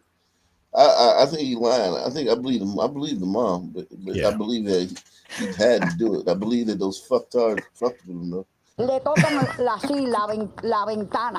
You come don't and get to knock be at the 84 door years at old if you're 11 not p.m., strapped. told me Rodriguez's girlfriend, claiming the victim of harassment is the 84-year-old man. Herrera says Rodriguez confused her son with other boys not related to him who were at the building. The older live next man door to was each other, walking buddy. after the boys, but he pointed at my son saying, I am going to kill him. She told police as she was coming down the stairs she heard everything. Today, Rodriguez said, everything is a lie. I understand you're 84 years old, but you're going to have to find somewhere else to live because these are very serious allegations. Damn. And also, Lino Rodriguez will be moving in with one of his daughters, and he has also been instructed to stay away from the teenager and to move out of this area. He's in the process of doing that. We're live in Hialeah. Ivan Taylor, CBS News, Miami. Salute to Eric S, man. Eric S is in the building, man. Shout out to Eric S. Yo, who's that kid right there? Right, with the number 4 on it. What happened to that kid? Horrifying new clues in a deadly case of suspected child abuse. There were a lot of marks from pretty much head to toe all over his body, front and back. Tonight, you'll hear from that child's biological mother and what she says happened while her son was in the care of the 2 defendants. Right off the top here at 5 o'clock, we want to warn you the details of this case may be difficult. She left her kid with these 2. Yikes. She should be charged with them. And listen, people gotta work, man. People gotta work. You gotta make the ends meet. You gotta bring home the bacon. Look, listen, I got you with that. However, you can't leave them with them 2 here, Chief. To hear. Today, these 2 right here were in court for a preliminary hearing. Yeah, these are the foster parents. They are both charged with murder, torture, and involuntary manslaughter of this boy right here. This is 9-year-old Owen Jones. Let's get out to Erica Erickson live in our newsroom after following this case. Erica, did the judge make any decisions today? No decisions yet, and depending on further testimony, prosecutors say they could be adding an additional charge of first-degree child abuse. As you said, once again, the details are graphic. From his head to his torso, little fingers, arms, and legs. There were a lot of marks from pretty much head to toe all over his body, front and back. Prosecutors, police, a child abuse expert, all describing horrific injuries to the body of 9-year-old Owen Jones. There was bruising on the back of his head, almost like bed sores, and on his backside. After prosecutors say the boy's legal guardians, Sam and Sherman Jones, neglected and physically abused him so badly he died from untreated pneumonia. Many photos too graphic to show detailing the alleged abuse. An expert says many of his scars and wounds appear to be from being beaten with a flexible object like a cord. That area of bone was torn off his upper arm bone. Sherman Jones' own mother says she called Child Protective Services for a welfare check after seeing burns on the boy, then not seeing much of him at all. The back of his hand was a little pink discolor. Did you characterize them as what you thought were burns? Yes. Defense attorneys for each arguing that many of the boy's injuries could have been from a previous accident, and his foster parents were the ones who called police. But you were an absolute mess at that time. Is that fair? I would say so, yes. Now, we did speak to Owen's biological mother from Chicago. She says she may be called to testify and says Sherman and Sam Jones were family friends, and she granted them temporary guardianship over her son in 2018 while she essentially got back on her feet. But she says after that, when she tried to get her son back, they essentially stopped her from seeing him and began ignoring her phone calls, so she had to file a police report. Made me seem like a bad mother when all I wanted to do was be there for my son, call him, contact him, and they would sit there and ignore my phone calls. People have told me that know them. Like, they're not good people. And I'm honestly glad they're locked away because one less person they can hurt, continue to hurt, which is me, and then they hurt my son, so I think they did enough. I mean, they shouldn't have done that even, but they weren't even good to him. At least if you have him, be good to him. You weren't even good to him. You portray as someone that's so great, and honestly, you were not great. It was all bullshit. It was all manipulation from the beginning. I feel ultimately betrayed by them. Now we have more from Baines on clickondetroit.com. We'll continue to follow this horrific case. More testimony continues tomorrow morning. Reporting live, Erica Erickson, Local 4. So hard to hear those horrifying details of what happened to that boy. Thank you, Erica. So that kid he was a black kid? I thought he was an Umbrado. Looks like it. Look at all these mugshots. All these mugshots are fucking interesting, man. Yeah, you look like an Umbrado to me, man. Let's see this. For the people, P74099. Okay. Christopher Urban P1013 on behalf of the people. Let me go to my Yo, how about the one that you did on where she didn't say thank you for holding the door? Think about that. Think about that. It might be an update on that. It might be an update on that. Well, you know, the Sun community is very strong on manners and courtesies. Right. Right. I give her credit for holding the door, but then I take points away for murdering her. Ronald Exantis, the man who was found not guilty by reason of insanity in connection with the 2015 death of 6-year-old Logan Tipton in his Versailles home. We got to get rid of that is now insanity in shit. custody in Florida. This body cam footage shows the moment Exantis was arrested after a warrant was issued for failure to register as a convicted felon. As part of his parole, he was required to register with the sheriff's office in Marion County, Florida, within 48 hours and failed to do so. In December 2015, Exantis broke into a Versailles family's home, stabbing 6-year-old Logan Tipton. Another kid? Oh my God! Another stabbing, another knife. Him not guilty by reason of insanity for murder. Insanity. Hate crime or what?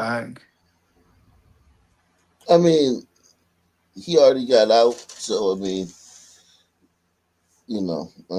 I would say, he drove from Indianapolis, stopped randomly in this area, and randomly just stopped and just went somewhere and killed somebody. He got in his car and left again.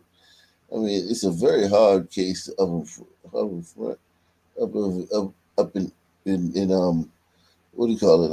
It's very hard, man. Listen, these cases when these son men or these whoever it is kill these little kids, man, it just leaves you speechless to a degree, man. I don't know if this is the same one. This is he's failed to register as a sex offender, so this is a different layer to this case. I think that's all this is. This is just the same case, but it's a different layer. He failed to register as a sex offender, but he's out. He's not going back to prison. You can't blame him for that. How's a fella supposed to get laid if he has to go around registering as a sex offender He everywhere? was released last week after receiving good behavior and education credits. State officials are now working to return him to Kentucky. Our hope is maybe we shoulder just a little bit of that burden that the Tipton family shoulders every single day in thinking of this. And I can't imagine the horror and the sadness that ripped through that family when they realized this man was being released early, a 20-year sentence, and he didn't even serve half of that just to be released. Wow. It just reignited a nightmare for them, I'm sure. And so our part here is hoping that we can just shoulder some of that burden, put him back behind bars where he belongs. The lieutenant is speaking there not just as law enforcement, but as someone who says he wanted to help a grieving Kentucky family feel some satisfaction. Tonight, that relief is setting in for the Tiptons. Kylie Hill spoke with them after learning Ronald Exantis is now back in Look at the weird smile on her. Here in Woodford County, more than 700 miles from Marion County, Florida, the Tipton family is finally breathing a That's Bert sigh of Kreischer. relief. I'm crying. I'm happy. Heather's in tears. My mom's in tears, and we're just like, thank God. He's not going to hurt nobody right now. He can't hurt nobody now. Ronald Exantis, Brown sugar's in the the back. man they say shattered their world nearly 10 years ago, is back behind bars. But there is that thought in the back of my mind that's just like, for how long? How long? Exantis was convicted of stabbing members of the Tipton family, including their 6-year-old son, Logan.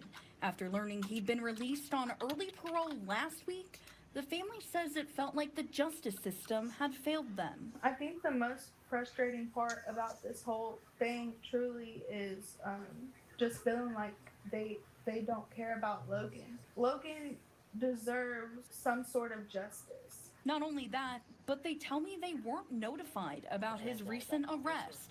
Instead, they found out by watching the news. Boom, breaking news. The man who stabbed 6-year-old boy Logan Tipton in Woodford County, Kentucky, has been arrested.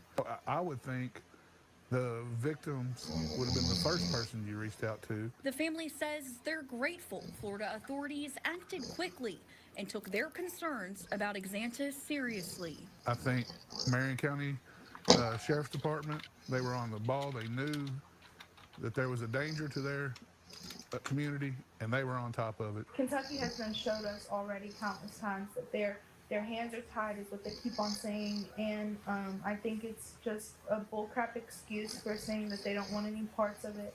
The Tiptons say they don't know what comes next, but they're determined to keep fighting for Logan. Mommy's sorry, but we're going to do everything we can to make it right, and we're going to hold somebody accountable. Your life was not in vain. We will make sure that your life meant something. Kylie Hill, Fox 56 News. Okay, so let's see. Yeah, that was just another layer to that case. He's back in jail already after a week. I think Brown Sugar might be in the back. She was. I think she might have jumped. Oh, Brown Sugar? Where's Brown Sugar? She was back there. Where's my Brown Sugar, man? I miss Brown Sugar, man. Shout out to Baby King, man, for matching Eric Scott. Man, take the $5 to $10. Take the challenge tonight, guys. Baby King's matching y'all, man. If any night you was gonna take the challenge, man, you should take it tonight, man. You know what I mean? You should take it tonight, man. Golly, man. Jesus Money counts Christ. double. My God, Lord have mercy, man. Put 100 up there, man. Jesus Christ. Support the channel, man. Yo, Brown Sugar in the back. Brown Sugar's in the back. What's going on, Brown Sugar? What's buckle new, up. man? What's new? Still Brown here? Sugar? She's muted. Okay. Something wrong with her computer. I'm murder ship. I'm murder ship.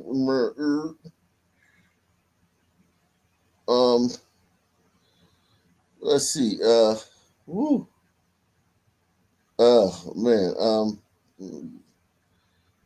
Continuing coverage tonight on a massive gang and drug bust in Warner Robins. Authorities say 28 people are now behind bars after a year-long investigation into a major narcotics ring. Jasmine Lee sat down with District Attorney Eric Edwards, who says this is one of the largest operations he's ever led. Even after seeing officers swarm this street just a day ago, neighbors I spoke with say they still feel safe here. Many tell me they're relieved to see police cracking down in their community. We don't want our people in Houston County dropping dead because of ingesting illegal narcotic. District Attorney Eric Edwards says the goal was clear: stop the flow of drugs in Houston County before it cost more lives. Wednesday's raid led to 28 arrests, all connected to a gang-driven drug operation in Warner Robins. There had been complaints from people in the neighborhood, and it really got them looking at what was going on over there. The investigation started in 2024 after neighbors spoke up about suspicious activity. After a year-long investigation, police gathered enough information to serve warrants at multiple locations where they found drugs like marijuana, meth, and cocaine. But for some neighbors, the bust came as a surprise. The perspective in the neighborhood hasn't changed. I mean, I still feel safe here. Ryan Quaid lives just a few houses away from one of the homes raided. He moved to this neighborhood 6 months ago with his family. He says from what he's seen, the streets have always been quiet. Individual actions don't predict like anyone's, whether it's safety or anything like that, you know? And so it's like, I'm glad to see that people were doing their job and helping keep the community safe at least. Edwards calls it one of the most extensive operations he's handled. He says it's just one step in a larger effort to keep dangerous drugs off Houston County streets. It's been a huge focus of all of our local law enforcement. Overdose deaths are something that plagues the entire country. Reporting in Warner Robins, Jasmine Lee, 13 WMAZ News. DA Edwards and local law enforcement will hold a news conference at 10 a.m. on Monday. It'll be at the Law Enforcement Center in Warner Robins, and you can watch it live Monday on 13 WMAZ Plus.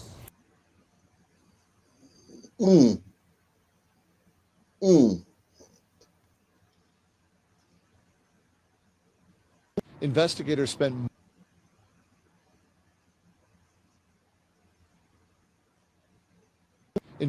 spent much of Wednesday night inside of this home, and during that time, the only light that we could see on was the light coming from that room above the garage. The coroner's truck was surrounded by white sheets as officials worked late into the night to take away bodies of the 4 deceased people found inside this San Francisco home Wednesday afternoon. Shortly after officers confirmed the gruesome discovery, there were tears from those who showed up to the scene. Officers say 2 of the 4 people found dead are kids. Neighbors we spoke with, heartbroken. I was just coming back from school and I heard this from my mom, and I just, my heart dropped. I don't have the words right now. I mean, we're all in a bit of shock. I mean, we are in shock. It's a tragedy, and we're thinking about the family. And yeah, we are processing the information right now. Belinda Hennard and her family live next door to this home where the bodies were found, not too far from City College of San Francisco. She says she didn't notice anything out of the ordinary in recent days. Officers finding the bodies after responding to a call for a welfare check. Our bedroom is on their side, and we have 2 dogs. So it's a nice area of town, too. There was no noise, there was nothing, and I think it's the most disturbing part is that we didn't hear anything. Nothing. We knew it was a family of 4 with 2 girls. The older probably was around 12, 13 years old, and a dog, and it was a very normal family with normal family routine. Police are still not saying what happened, but do confirm that crimes were committed inside this home. They also say there is no threat to the community. Investigators were asked if an attacker or assailant could have been one of the 4 found dead in the home. That is a possibility. We're not confirming any of that at this time, but that is a possibility of this incident.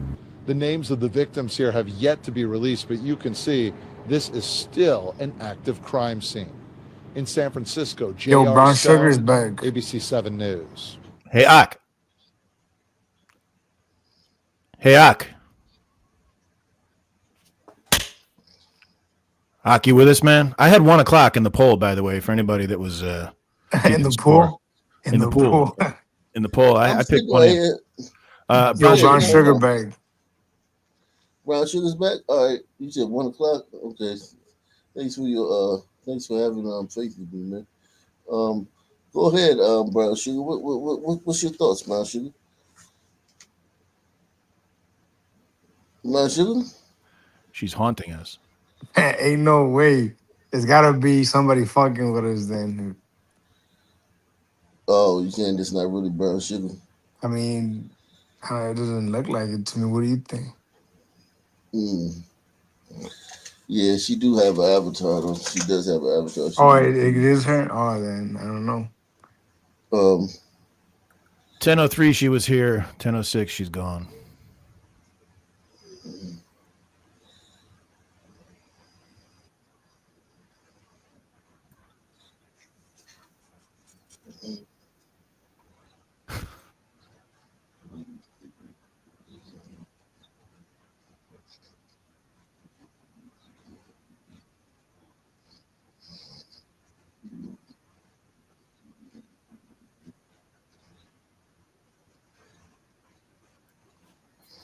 Do I win a prize for guessing 1 a.m.?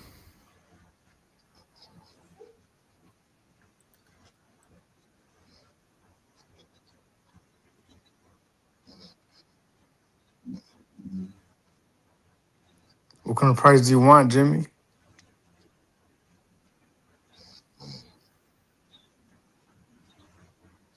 You get your very own son, man. How about that?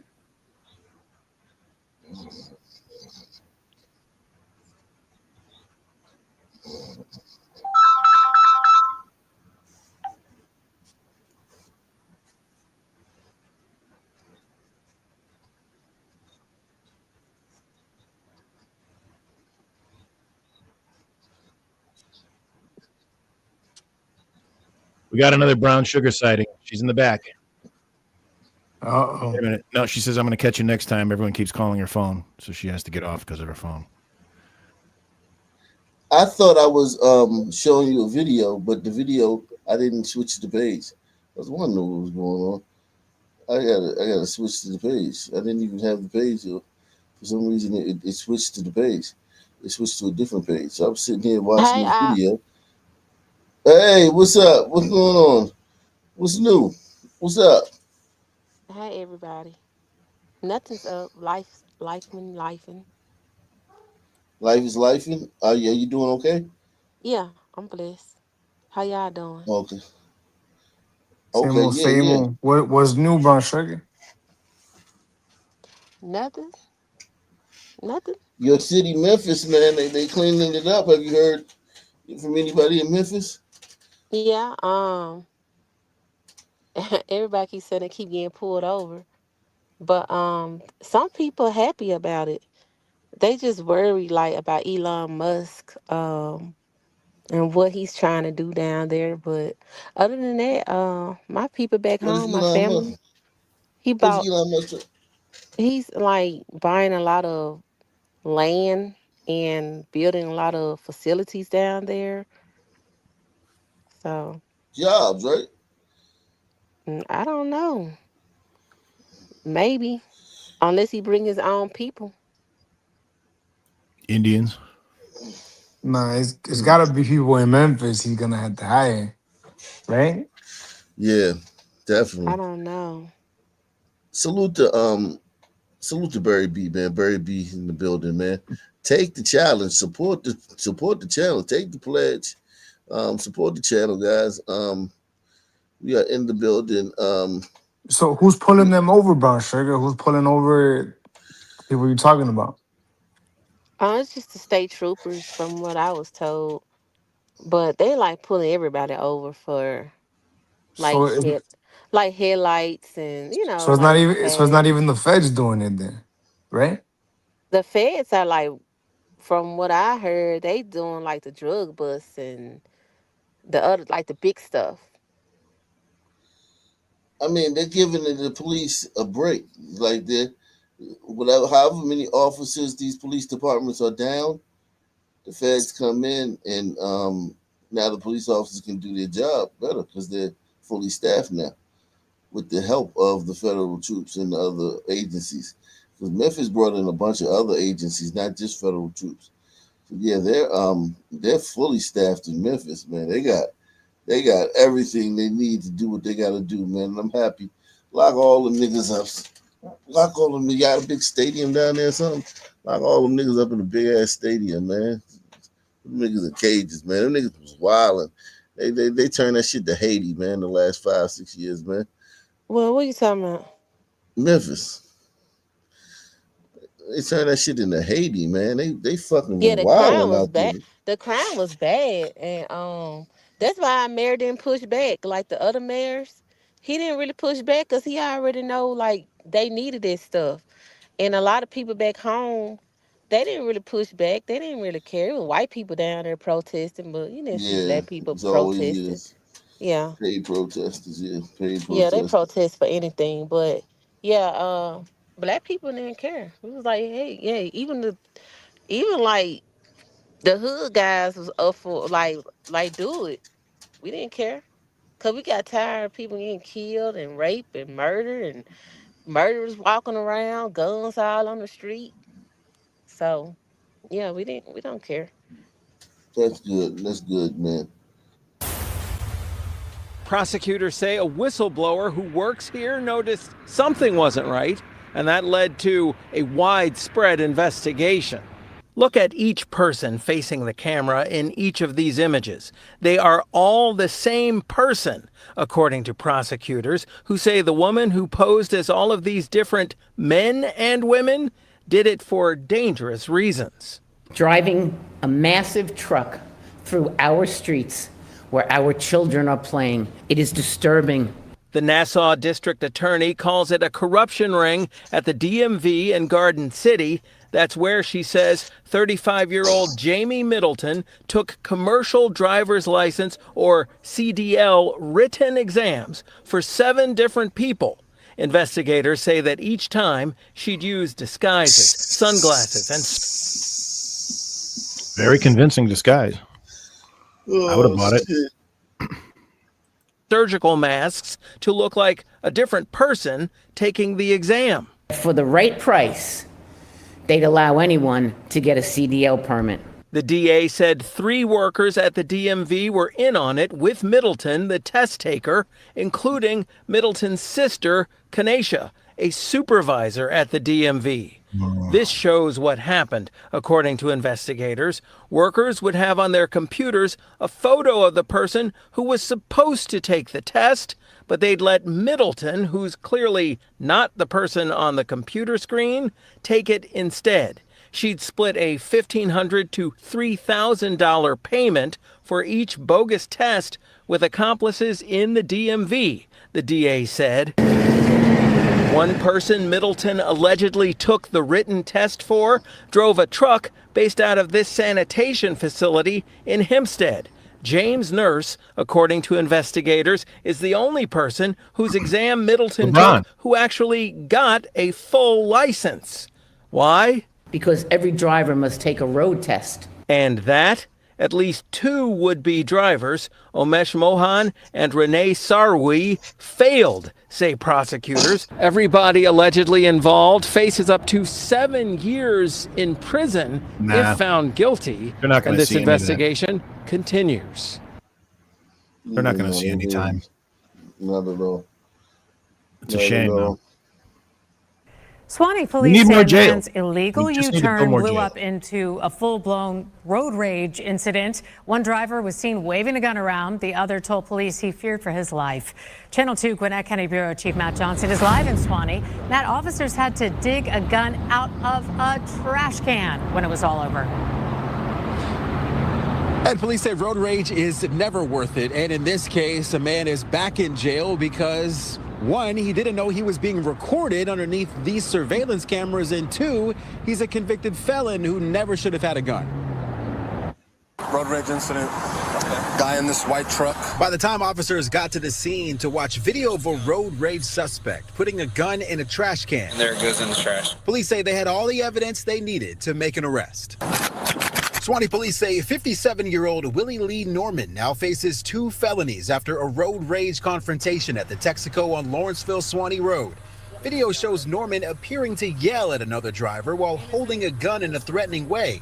Police say this could have ended in a public shootout. If I would have had my gun, it would have been a whole lot different. See what I'm saying? I got you. Because he's approaching me with a gun. If he had it, he would have probably taken action because he was afraid, he was in fear for his life. It all started when Swanee police say Norman made an illegal U-turn at around 5 o'clock last Wednesday evening, then started yelling at the victim. The other driver pulled into the gas station, but police say Norman followed him. He immediately got out of his truck, started yelling and screaming at him, went back to his truck, grabbed a gun, and was kind of waving it around. When the victim called police, that's when officers say Norman, a convicted felon, tossed the gun.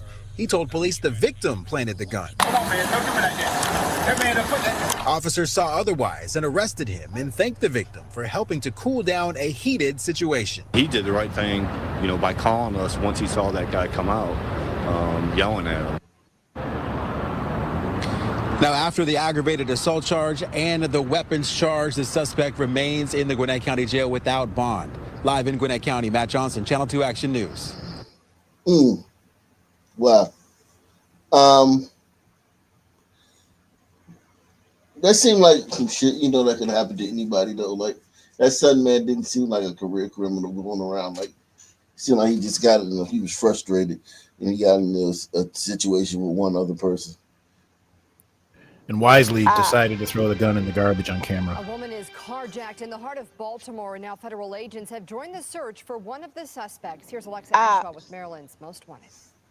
Investigators say Keon Ellis. What's up? So, since I left, Blackistan, and I've been living in Whiteville.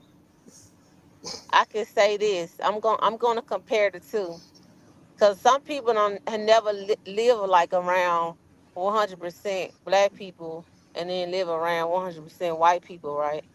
Mm-hmm. And I'm going to compare. I'm going to say this. Gliders commit some crimes, and they some criminals. Y'all some criminals. They just plaster black people all on TV. But the stuff that you gliders do, absolutely disgusting. The amount of children that is raped, the amount of pets that is raped, the amount of women that is kidnapped and raped. Unbelievable. Absolutely unbelievable. Y'all are sick. Y'all some sick people. Wow. Well, as a glider, I have to confess that I've raped very few children. It's just not I my hope thing. you rape no children. And see, and then y'all joke weird. Like, I don't know. I'll sleep. I'll wake up. What do you mean? This is why I come every 8 months. What do you mean? I'm sitting here listening to you. And now you was snoring hard. I'm not snoring. I'm sitting here listening to you. Yeah, but this just a crime. Like, both groups commit crimes. It just, As soon as you started talking about glider crime, Ak fell asleep again. Y'all commit crimes. Y'all not this sweet. It's weird, because it's like the gliders I encounter, they don't even see. Can I ask you a question? They don't even see some people, and I'm like, why you worried about you don't see some people, which they gonna come all the way from the south to, to harass you. Like, what are you worried? You need to worry about that guy in the white van riding around. But can I ask you a question, Brown Sugar? Brown Sugar, do you feel like unsafe in public? Like, when you ride, like say you go to a gas station, there's a bunch of white guys hanging out at the gas station, or you go to, a neighborhood and there's some guys outside, white guys outside working on the truck or something, working under the hood of a car or something like that. Do you feel unsafe when you enter those type of locations? Do you feel like, oh shit? It depends, because some of them be on drugs. Some of them meth heads. I don't know. No, do you feel like certain areas it's straight. Some areas, if it's a lot of meth heads, in a bad area, which I don't even stop in those areas. But I went back. I had went back home, and I actually felt safer this time around than I ever been when I went back and visited, and I had a good time. Right, but the question was, do you feel unsafe in the glider hoods? In the glider hood, yeah, I still feel unsafe, yeah. Because it's like, I've been around y'all and I see how y'all live. I mean, I'm not saying What do you It's fear can okay. happen to you? What do you fear might happen to you in the glider community? I don't know. Like maybe kidnap, rape. The rapes is off the chain. Like the amount of rapes here is ridiculous. Well, to reassure you, the instance of black on white, Man, them I'm sorry, folks white rape. white They on black rape rape. animals. Listen, y'all rape animals, and then y'all brought black people here and rape us. So y'all want to sit here and act like y'all not gonna rape no black woman. Y'all I, rape people out here of all races. I I seen the probably data. wouldn't even I probably wouldn't even rape a glider woman. I'll go that far. I hope you don't rape nobody. Well, that's what I'm saying. That's what I'm hoping too. As a glider, if But you I'm know, genetically most prone to rapists rape, I have hope I more than don't do one it. victim. It don't be like a. It's like a lot of rapists have a lot of victims. Mm. So gliders kind of occupy the rape space, and then sons kind of dominate murder space, is what you're saying. Or no, you didn't say that, but I mean that's No, kind of gliders kill too. Mm. Y'all You kill too, taking a but whole. it's just the murder. It's not. It don't make the news, so you won't even know that Mm. this glider man, murdered another man because it's Mm. not on the news. I don't think the numbers support what you're saying though. When you actually look at the numbers, where the crimes are committed, who's committing them, and at what rate, it doesn't. It the amount of gliders you see on the news for murder seems about right. If they Yeah. reported every rape, every murder, every robbery on the news would last hours. It would be two, three, True. 4, 5 hour long show. But True. they put certain stories on the news that is like big headlines. But what I'm saying is gliders do murder each other. Do you think And the then when news they do favors murder, gliders? they murder they shield like I don't even know Do you how to think the news explain it. misrep? Do you think the news misrepresents gliders and sons and their Yeah, crimes? yeah. Well, what do you think that it would look like if they were honest? You all would be on TV more. Interesting. What's going on, my guy? What's Is that happening? What's cracking, man? My guy, what do you think? What do you think?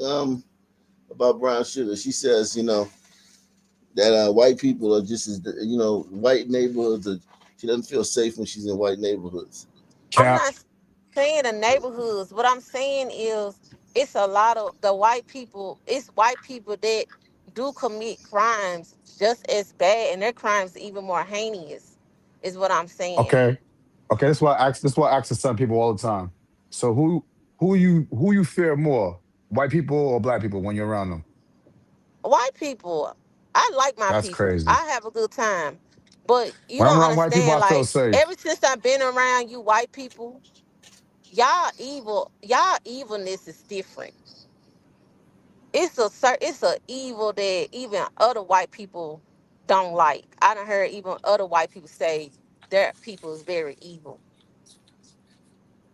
Mm. Being So around I'm you so all, they I'm don't so what understand 45. about? how evil they Let don't. me let me ask this right here. Hold on, I done brown had sugar. gliders say to me, they say, no wonder no one likes us, cause we are some evil ass people. Okay, but brown sugar. How about this?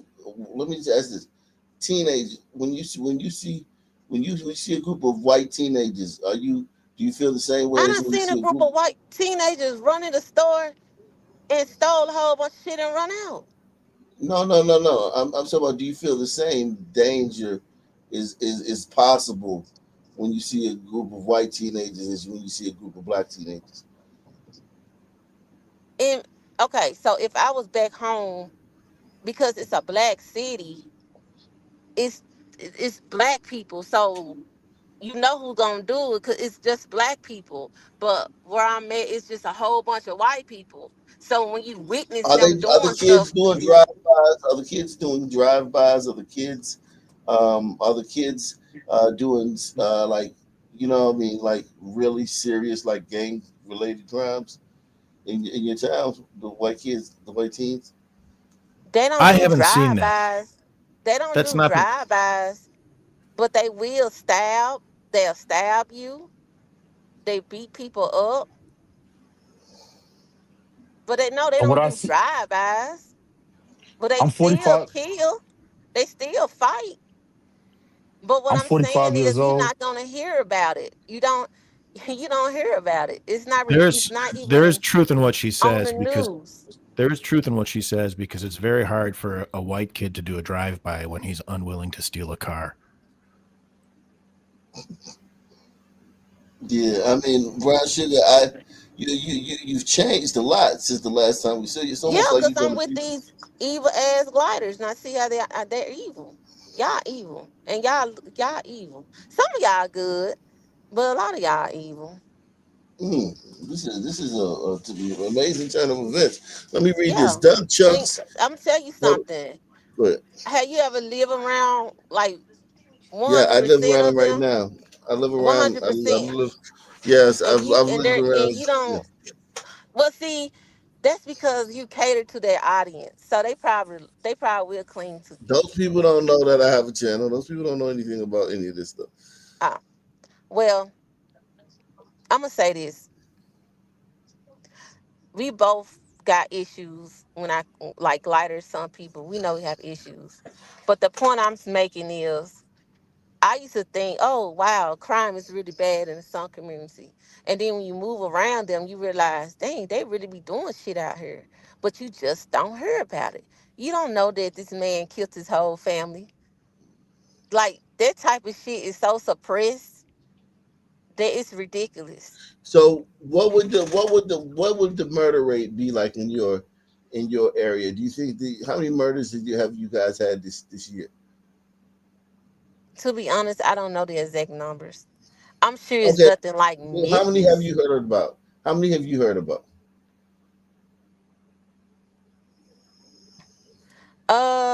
I didn't look So to know none. the exact number.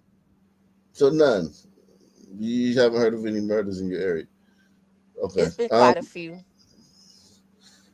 but no Well, black people committed them. Is what I'm saying. okay, but yeah, but there's no black people there. But still, Exactly. That's the point I'm trying to make. So when you bring up Memphis, which is, and I get what you're saying, the murder rate in Memphis is horrible, but it's mostly a black city. And then you gotta look at why they're getting murdered. Drugs, shit like that, right? Up here, they may not murder, but they stab, okay? They shoot, they rape, they beat. You get what I'm saying? They kidnap. Well, They I'm do from rob Boston. people. They I'm from do other Boston. We got a lot of stuff. gliders. They don't do none of that stuff out here. We got the illest white boys out here, yeah, the South, yes.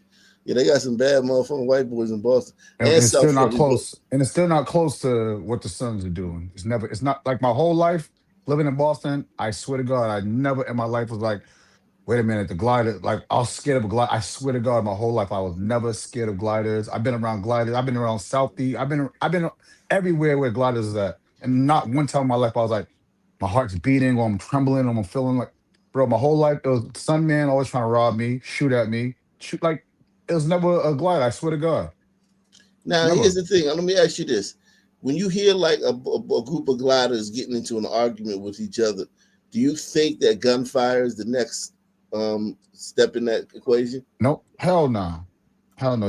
And sometimes out here they get drunk and shit and they start fighting and that's it. It's over. They'll fight. One's bleeding, they'll leave, and Someone that's gonna it. get stuck. They really like to. They like to stab out here. But Brown Sugar, you're saying that when white people are around, violence is around the corner where you're from. Violence is in I'm saying I'm an saying eruption of violence it's is imminent. it's violence, but it's not. It's not like some violence, but they're violent people, and it's not reported. Is what I'm saying. Like they do shit out here, but it's not on the news. Mm, I okay. think every race is violent, but we just take the cake. Yeah, let me move on. Let's move on. Shout out to Douglas Chunks. He says in celebration of an increasingly rare brown sugar visit. There you Salute go. panel. Yeah, man. Hit the like button. Support the channel, man. Don Quixote says brown sugar is retarded. Like your mammy, like your bald headed mammy. Oh, that's the brown sugar I know right there. Oh shit. Well, how come you hold on, brown sugar? You just proved Douglas Chunks gave you a compliment. You didn't acknowledge it, but then Don Quixote said something slick about you, and you acknowledged it. Um, So thank you, the other man. I appreciate that. But you call me retarded, just like your bald headed mammy. She was retarded for giving birth to you. You should have died at birth.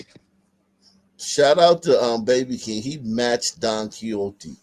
Salute to Baby King matching your donations. So if any night you want to donate, man, Jesus Yeah, Christ, just keep I'm donating. donating I that. don't care. But I'm Um, finna go off the show, and yeah, y'all have a good we night. need you. We need you to come back to Brown Sugar. We need you to check back in, more frequently, man. It's this new you. I want to see how I want to see if this new you can stand up to the I don't know what test of I'm shut- time. You know. I don't want them to hear me. Brown sugar, how were you so stricken with misfortune that you ended up having to live around gliders? What were you doing that you ended up having to live amongst them? I'm not telling you my business. Oh, that's Just fine. know, That's fine. just know I'm up here with these folks, and I see who y'all really is. Wow. Y'all ain't shit. Y'all ain't shit, and I stand on it. It's true. Y'all ain't shit, and I stand on that I agree. 100%. Wow. Some white lady must have asked to touch brown sugar. Yeah, they always talk about my hair. Oh wow, how big does your afro get? Yeah, I wear afro. I do. I wasn't wearing around my people, but now, I rock an That's afro that's a today, point though, Brown Sugar. and You can wear your natural hair around white yeah, people. They I don't want mean, to make fun of yeah, you. cause I don't care. I'm not trying to look good for no glider No, no, men. but Me white neither. people will make fun of your. The black people will make fun and deride your natural texture hair. White people won't do that. White people will appreciate it. That's because of the white supremacists. That's white supremacy shit. Jesus Oh man, what happened to you, brown sugar? Jesus. I'm around you gliders. I ain't a glider. It changed. I'm a stuntman. Well, Yeah. around your opposite, but no, like when you get around some people, you be one way, and then when you get around gliders, it do make you more pro black than ever, and then when you be around some people, it make you like not like black people, and so I've been on both sides. I get it how to not like you sons, and I get it how to not like you gliders. So I guess I'm like in the middle. I don't like neither one of y'all.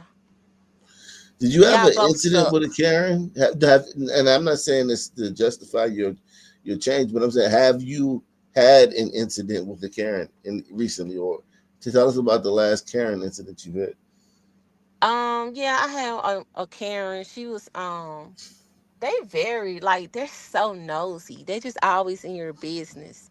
But I don't know. I don't Can you really tell us be about the entertaining. incident? Can you hold on? Let me read this. Southern Star says some white lady must have asked to touch Brown Sugar's hair and made her really mad, and here we are. Yeah, it could simply be that with sisters. Baby I can don't match I that. don't really say nothing. I try to I go where I go. You know, it's always some white man that's smiling at me. I smile back and I keep it pushing. I don't even Well, like why? What's wrong with a white man smiling? They might be attracted to you. that's fine. I appreciate that. I don't Okay, I got a husband. He's black. I okay. stick No, with no, that. no. Let's deal with that. So white men are attracted to you, right? Maybe. Let's compare the situation in Memphis. Like when we know black men are attracted to you, right? In Memphis, right? So Yes. which group is the most aggressive when they're attracted to you? I'm gonna say this, Ak. My son, I prefer for my son men to be attracted to me. It's more fun. When a glider is, I'm scared that he's gonna chop me up into pieces. Cause it's like, first of all, It's always what a possibility with any one of us gliders that one of I'm us might just actually be a so killer.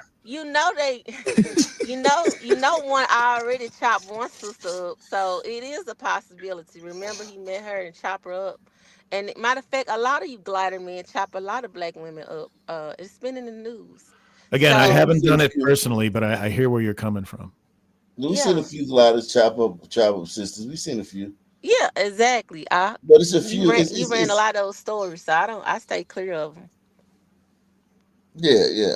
But If I were Brown. to try to, in all But seriousness, no, as a glider who might potentially also be a killer, if I were to consider trying to kill a Sun woman, I know that I would have to have like 4 or 5 glider women under my belt before I was ready to try to take on a Sun woman. So she's got nothing to worry about. That's scary. They don't I'd frighten have to y'all. kill 5. I would have to kill 5 glider queens before I'd be ready for He's my first Sun confessing, queen. y'all. Listen to what this glider man. That's how they do it. They joke. They joke like that, That's right. but he's probably already looking for his son woman. all right, let's move along and let's see You know what I'm if looking Brown for? Sugar. Go ahead. Here's what I'm looking for. I come here night after night trying to find my wife's killer. That's why I'm here. I'll be honest. Because I know I can get one of you to do it. Jesus Christ.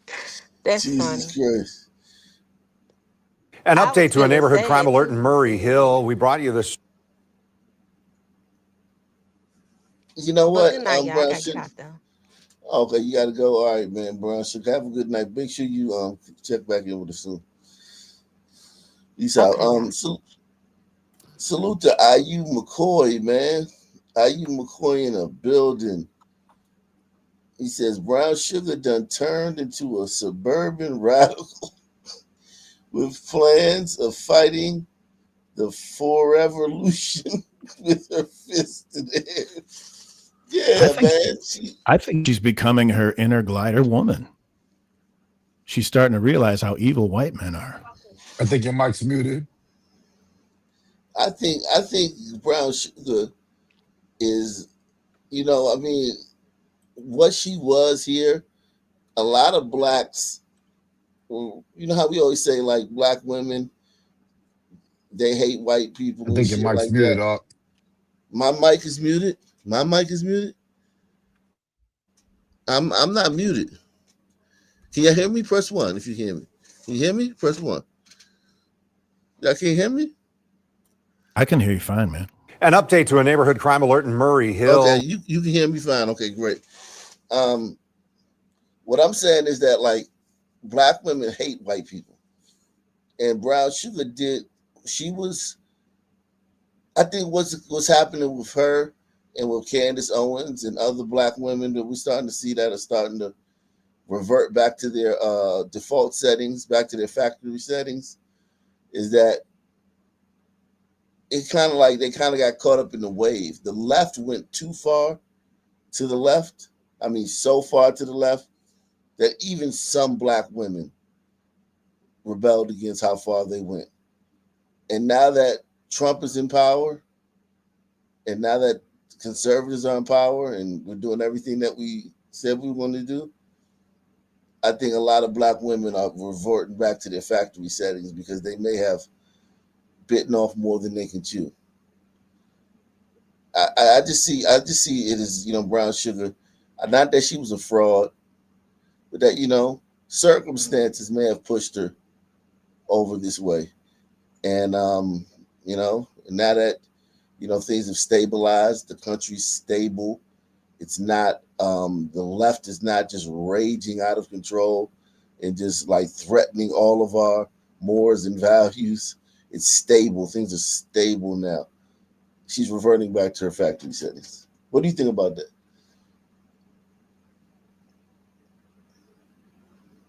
Anybody?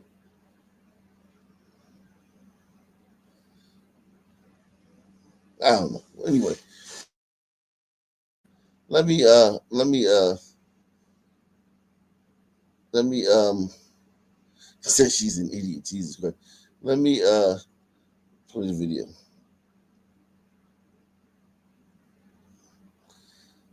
An update to a neighborhood crime alert in Murray Hill. We brought you this story last night. It involves an armed car burglar who shot at a woman and her fiance from inside the car he was stealing from.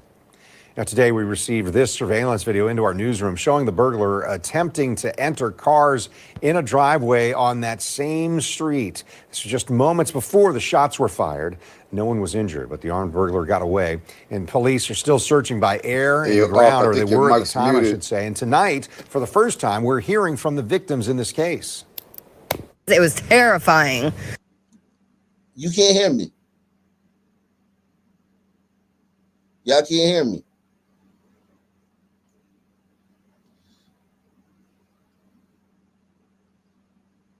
You can't hear me. Press 1 if you can hear me. Press 1 if you can hear me. Press 1 if you can hear me.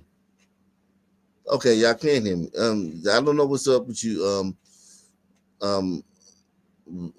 conservative. They said they can hear me. They said they can hear me. All right. I've never seen a gun up close like that pointed at us. It was terrifying. It happened in this area early Tuesday morning on Wolf Street, just 2 blocks from Post Street. There are many homes nearby, not too far from Murray Hill Park. We're going to bring in News4Jax reporter Eric Avanier tonight, live from that neighborhood in Murray Hill. And Eric, I know you spoke with these victims we're hearing from tonight. Well, Kent, the victims and their neighbors on this block remain on edge because that armed burglar remains on the loose. You know, just hearing the victims describe their ordeal was very chilling because they could have been injured or killed. Early Tuesday morning, a home security camera records a man attempting to enter cars parked in a driveway on Wolf Street, but the cars are locked. The mysterious man walks across the street after a 19-year-old woman drives up and parks in front of her mother's house.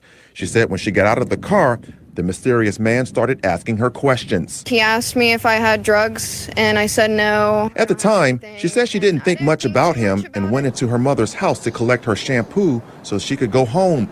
But while she was inside, she told her mother about the encounter with a strange man who was asking strange questions. This prompted her mom to walk her back to her car. But when they got to the front porch, the mom noticed something disturbing. And I was like, oh my God, there's a man in your car. And she instantly started like freaking out. She says she woke up her fiance and the two walked toward the car to investigate while their daughter was not too far. She's definitely a mud shark. That frizzy hair, she's a mud shark.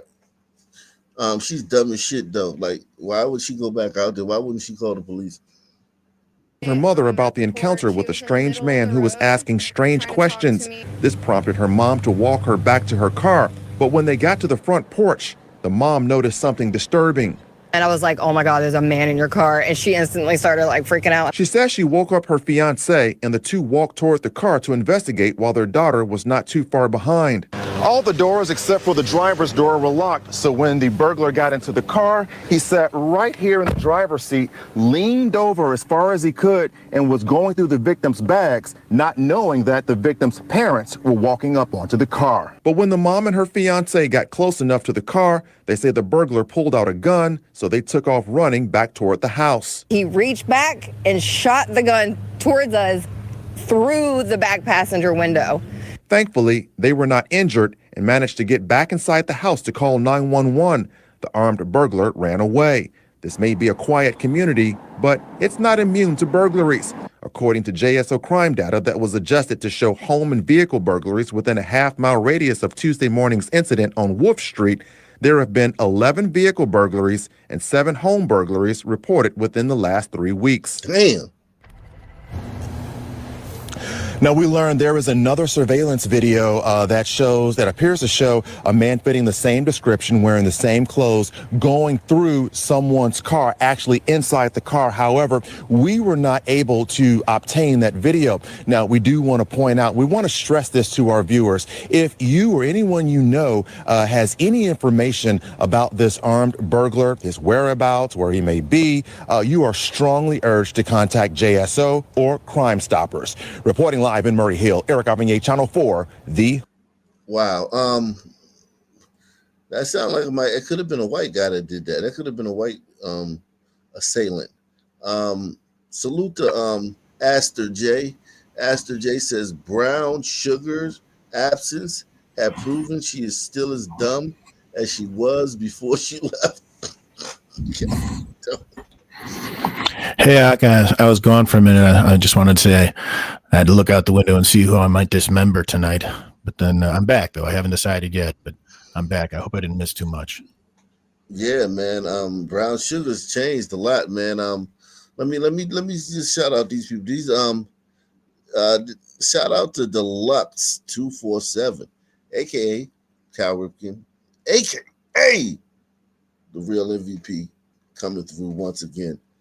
And we got Baby King. He's matched IU McCoy's donation. Man, shout out to Baby King, man. And then he matched Deluxe 247 donation. Salute to Baby King, man. Baby King's doing wonderful work, man. Man, hit the PayPal, Cash App, support the channel. Your donations are being doubled, man. I don't know why matches one more. If he Yeah. matches one more donation, I think that will make him the George Soros of the right wing, man. Yeah, man. I exactly. I don't know. Understand some major funding going on here. Aren't supporting the channel, man. He's doubling. He's matching you, man. That's crazy, man. Make sure you support the channel. Whether you're on PayPal, Cash App, or Super Chat, or make sure you support the channel whether you're watching on Twitter. Baby King. Tonight we're only streaming on Twitter and on tonight we're only streaming on Twitter and on YouTube. But salute to all you guys, man. Shout out to all you guys, man. We're gonna keep it moving forward.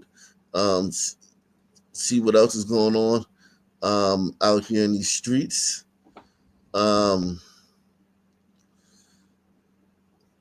See what else is going on during these streets.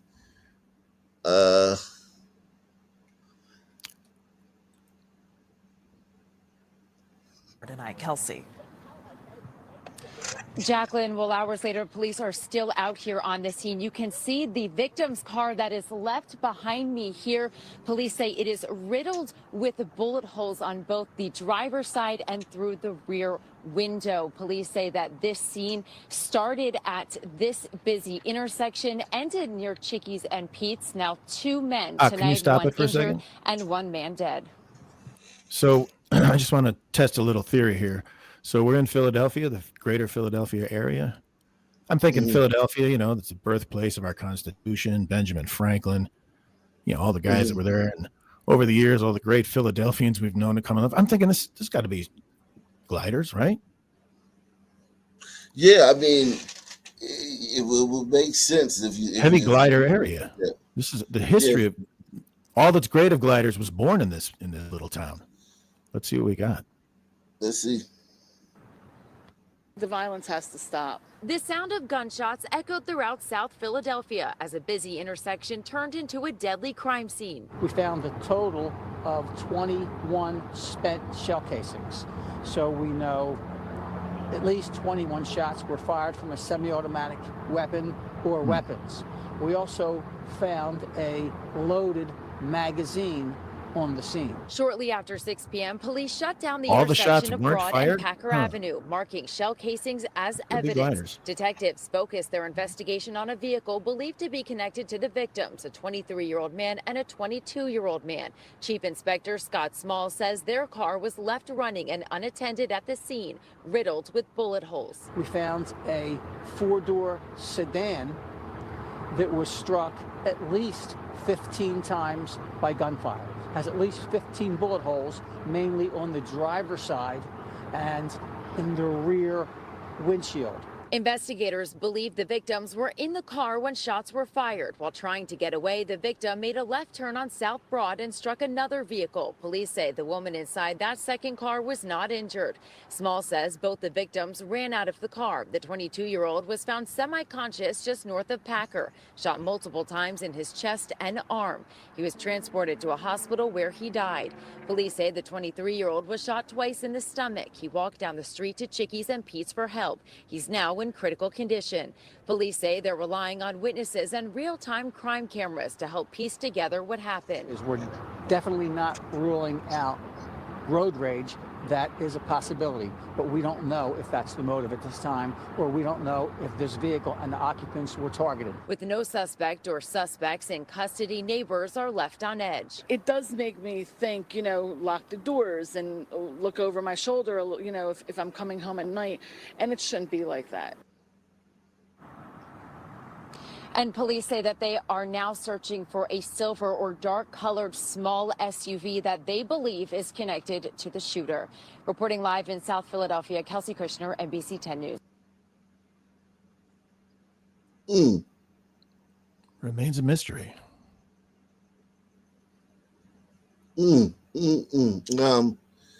Yeah.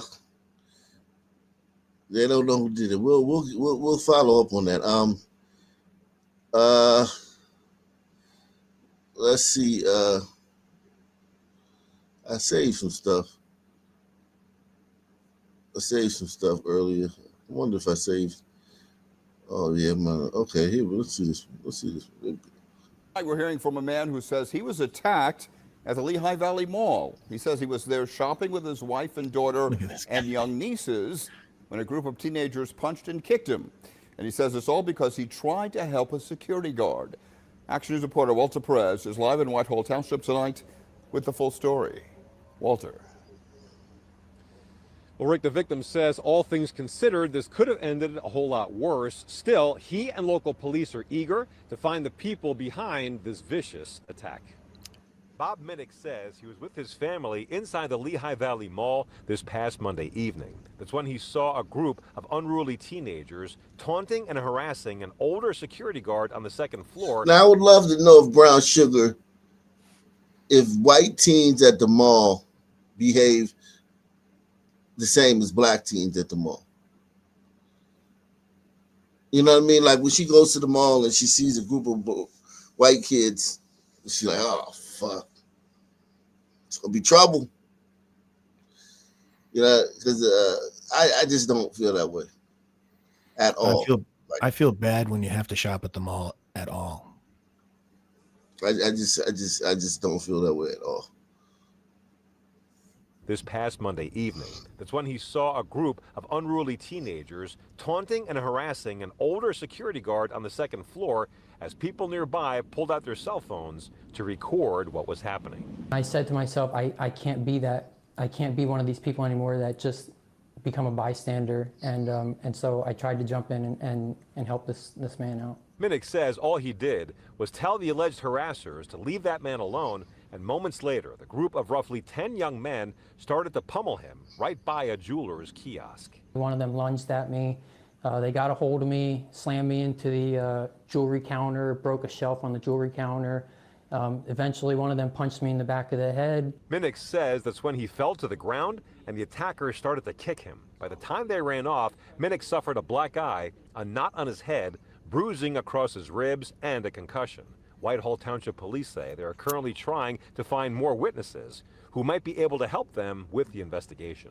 We'd appreciate any help that the public would be able to provide. If they have any additional footage or cell phone cameras, or even if they just saw anything, we'd appreciate the help. In the meantime, we asked Minnick, an Iraq War combat veteran, if he had any regrets in getting injured while trying to help a defenseless older man. His answer came without hesitation. No, I would do it again 15 more times. Yeah, I would. I'm here to help. Investigators say they do have video of the attack, but they're hoping more people will come forward with video and information to move the investigation forward. So if you can help, please contact Whitehall Township Police. Reporting live from... Boy, that's going to make people want to intervene or try to help people. This story here. This makes me believe it was black kids, because white kids not gonna beat up a elderly security guard, and then they're not gonna beat the shit out of an adult that tries to intervene. That's black kid behavior. I think it would have been. They would have shown you the kids if it was white kids. We'd have them blurred out, but the story would be kids, and then they would show us these are white kids doing this. That's what New at 11, a local restaurant with multiple locations in our area is accused of discriminating against some of its customers. NBC4's Darsha Phillips is in the Melrose district for us tonight. Salute to IU, man. IU McCoy, he says, a match for Baby King. That's good, man. Salute to you for matching Baby King, man. That's appreciate, man. That's the love, man. All you guys, man, support the channel. We going hard tonight, man. Appreciate all you guys. Racism in Los Angeles. So we already know if it's racism and it makes the news, black people are involved. So as the victims. City with a long history of racism, Los Angeles. Yeah. Darsha. Yeah, Carolyn, Great White here on Melrose, receiving a lot of backlash after an Asian patron said that she and other people of color were discriminated against and segregated to one portion of the restaurant. Now, dozens of people posting online saying they had similar experiences at the Great White and its other locations. Hi guys, I'm at Great White, and I don't know if it's just me, but they put all Asians in one corner. You'd think they'd be happy with and her that. boyfriend dined at Great White Melrose on Saturday, September 27th, when she says she noticed the restaurant was seating all of the patrons who appeared to be Asian in one section of the restaurant. The new party just came, but look. Video she posted to social media documenting her experience got thousands of views and comments. And Cassidy says she quickly realized her experience wasn't unique. And everybody in the comments were like, no, like that happened to us. And I think there were so many people coming to light and saying that's a shared experience that we've had. Numerous reviews online for Great White Melrose and their other locations also had comments going back years alleging that people of color were discriminated against.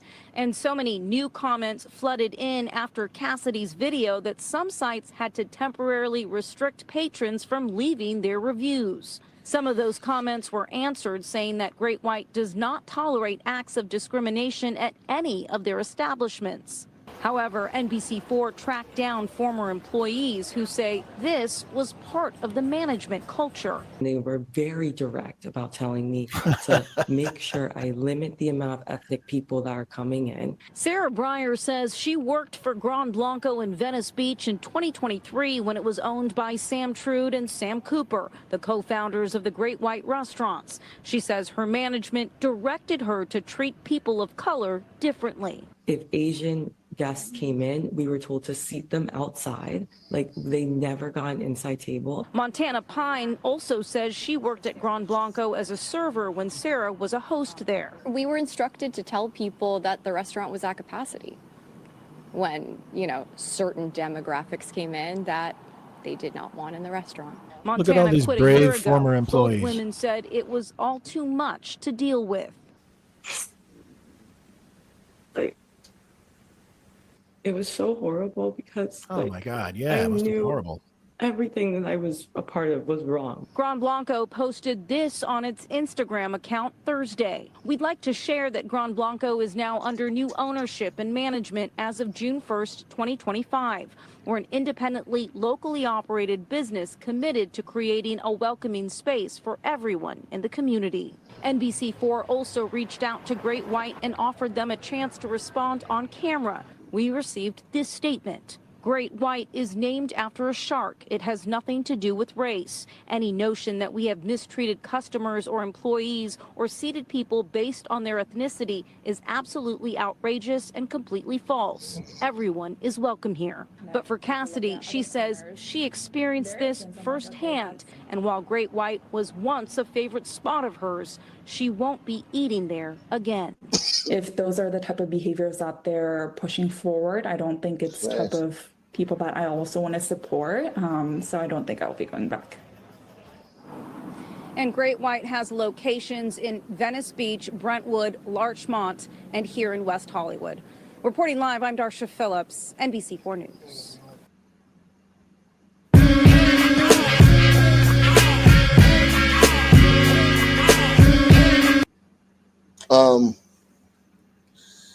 That was the alarm.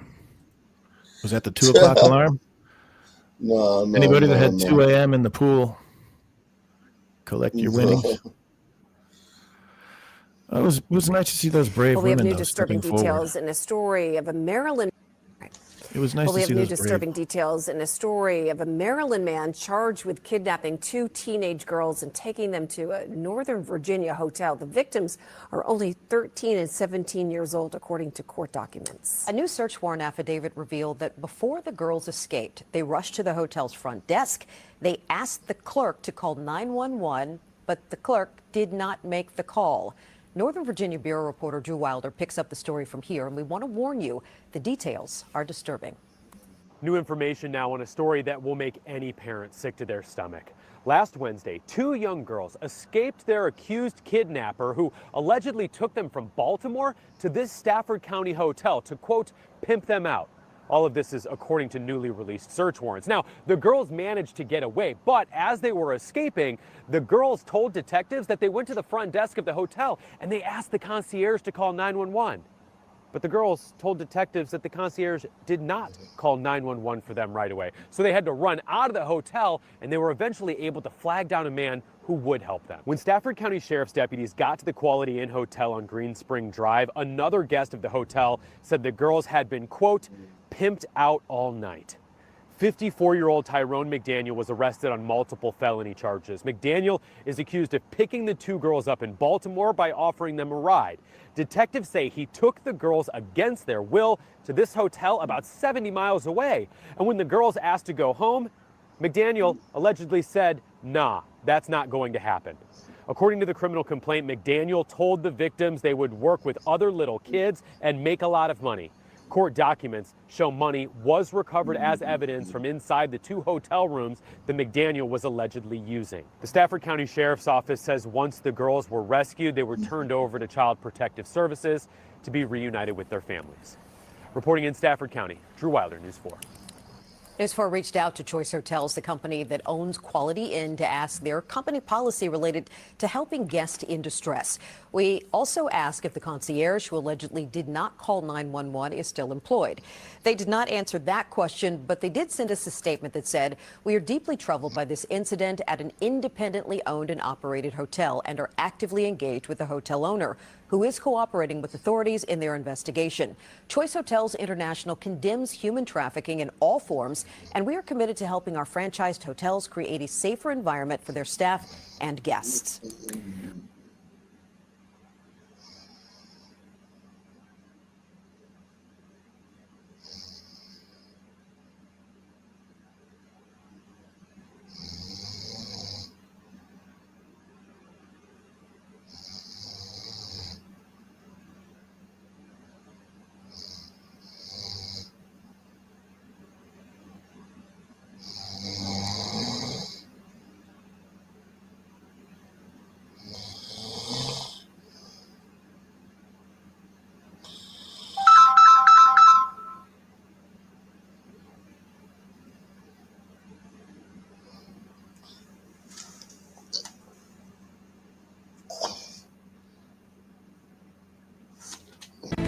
How does a minor accident change into a deadly force situation? Unacceptable. We have to be better than this. If it was an accident, man, you could have did something other than pull your gun out. Tensions are high after a minor traffic crash led to a shooting between an off-duty police officer and a 26-year-old man. This all unfolded this morning near 49th and Mill Road. Police say the officer opened fire after the man pulled out a gun, then hit the officer in the face with the weapon. The man who died is Elijah Wilkes. Family members pushed back on MPD's account of what happened. Mary Jo Ola tells us what police and Wilkes' family had to say. Emotions were high in Milwaukee Thursday after a fatal shooting. Milwaukee police say that a 40-year-old off-duty officer was involved in a minor crash with another car while heading into work. Chief Jeffrey Norman says as the 2 drivers got out to assess the situation, the 26-year-old driver pulled out a gun. That subject proceeded to strike the off-duty officer in the face with his firearm. The off-duty officer drew his department-issued firearm, and the two individuals exchanged gunfire, and the subject was struck. Family members identify the 26-year-old killed as Elijah Wilkes. They say he was getting ready to head to a relative's funeral at the time. The family disputes the police account after they say witnesses approached them. I want to know, why did you kill him? Why did you shoot him that many times? What was the reason? You know what I mean? Over a car accident? One woman says she was on the phone with Wilkes when this unfolded. Somebody hit the car. He got out. He asked him, was he cool? And then all you heard was gunshots and get on the ground. You no longer heard Elijah say anything. The police union says that the officer had injuries to his face. He has been with MPD for 21 years. Chief Norman says a gun was recovered and that video of the incident will be released according to standard operating procedures. Details surrounding the crash and whether the officer identified himself remain under investigation. And this is a story that happens too often in our community here. How does a minor accident change into a deadly force situation? Unacceptable. We have to be better than this. The West Allis Police Department will lead the investigation into the shooting. In Milwaukee, Mary Jo Ola, TMJ4 News.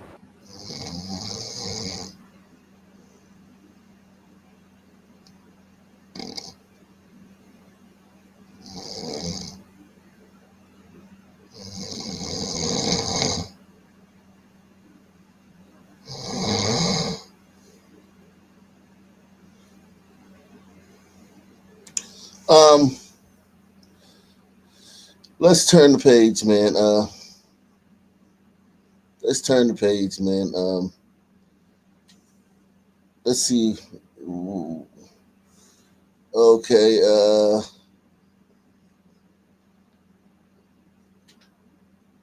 Jury selection is underway as of today in the retrial of a man accused in the kidnapping and murder of Minneapolis realtor Monique Bao. The 28-year-old mother of two was shot and killed on New Year's Eve of 2019 after prosecutors say she was lured to a fake home showing in a revenge plot. Lou Ragoose walks us through the key rulings that got us here today. Lou? Julie, a jury convicted the alleged mastermind Lyndon Wiggins of aiding and abetting first-degree murder in 2022. But the Minnesota Supreme Court tossed out that conviction, along with the first conviction of admitted accomplice Elsa Segura, ruling that the judge did not properly instruct the jury. That means Wiggins now gets a second chance. Two men, Cedric Berry and Barry Davis, are serving life sentences for first-degree murder in the kidnapping, torture, and killing of Minneapolis real estate agent Monique Bao. But the man who allegedly put them up to it is returning to court for a second trial. 40-year-old Lyndon Wiggins is accused of hatching the fatal plot in order to get to Bao's boyfriend, a known rival of his, before Wiggins' accomplices murdered Bao. I mean, they're saying he wasn't necessarily present for the killing, but he was the one that orchestrated it. Twin Cities defense attorney Ryan Pasiga, who doesn't represent any of the defendants, reviewed the Minnesota Supreme Court ruling that granted Wiggins a new trial. So under our aiding and abetting law, generally, you have a jury instruction that tells the jury what the elements of aiding and abetting are. Before the jury began deliberating in the first trial, Judge Peter Cahill instructed them, but the state Supreme Court ruled that he deviated too far from what's considered the standard instruction for a crime like this. They were not given enough of the law, and that without that, that would be a very unfair trial to the defendant. Wiggins and his girlfriend, former corrections officer Elsa Segura, were both given new trials. But Segura opted for a plea bargain that gave her 20 years in prison instead of the life sentence she originally received. At that hearing, she admitted acting like a potential homebuyer at Wiggins' request to lure Bao into a trap where she would be terrorized. Pasiga says prosecutors should be able to use the same evidence in Wiggins' retrial, but they and the judge will need to make it clear what it means to aid and abet first-degree murder. Now, opening statements are expected at some point this week. One question that remains is whether any of those other defendants will testify now that their cases are over. The other two men convicted lost their appeals. And as I mentioned, Elsa Segura already has a much shorter sentence at her review. Such a horrifying case. Remember that one well. Thank you, Lou. Yep.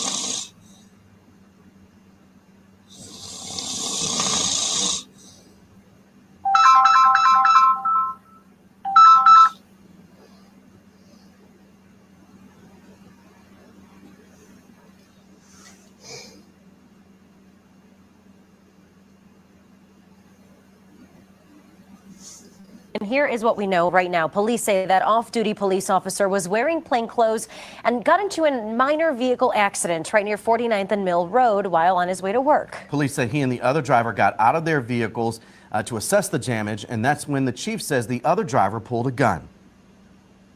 That subject proceeded to strike the off-duty officer in the face with his firearm. The off-duty officer drew his department-issued firearm, and the two individuals exchanged gunfire, and the subject was struck.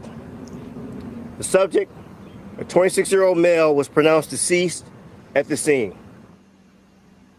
Relatives identified the man who died as Elijah Wilkes. That family shared this photo with 12 News.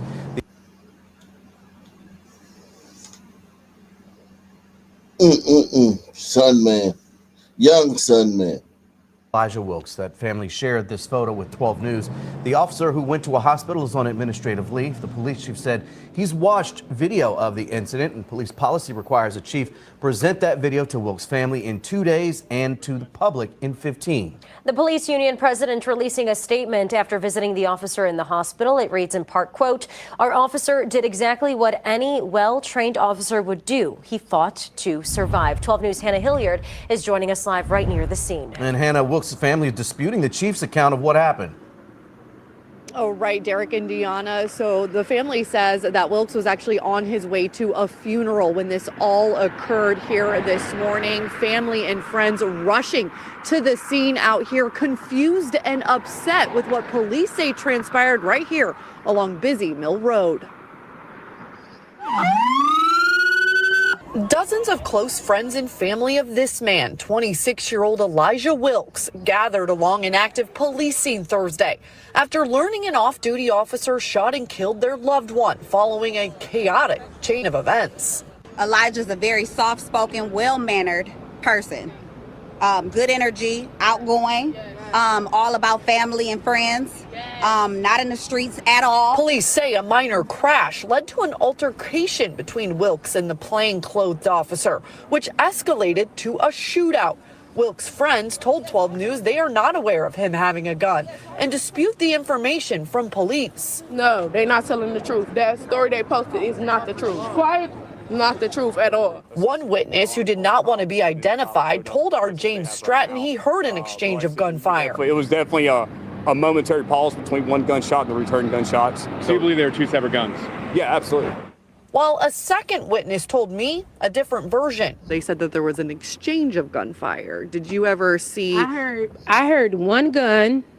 I didn't hear two different type of gunshots. The chief says per department policy, they will show the video they've obtained to the family within 48 hours. In the meantime, Wilkes' family and friends sharing their heartbreak. He was a very good friend of my daughter's. Was at my mom's house on a daily basis, eating with us and everything. And to know that he's lying down there in that street right now, I'm just heartbroken. And Hannah, the officer's on administrative duty. Oh, right. So that officer with 21 years of experience on the Milwaukee Police Department is on administrative duty, which is Milwaukee Police protocol in situations like this. We also know that the West Dallas Police Department will be the ones to take the lead on this investigation. Hannah Hilliard reporting live for us.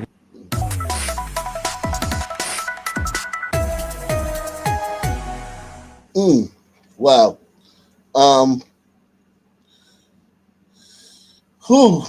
Salute to everybody. Good Friday. Good Friday. Let's see what else is going on, man.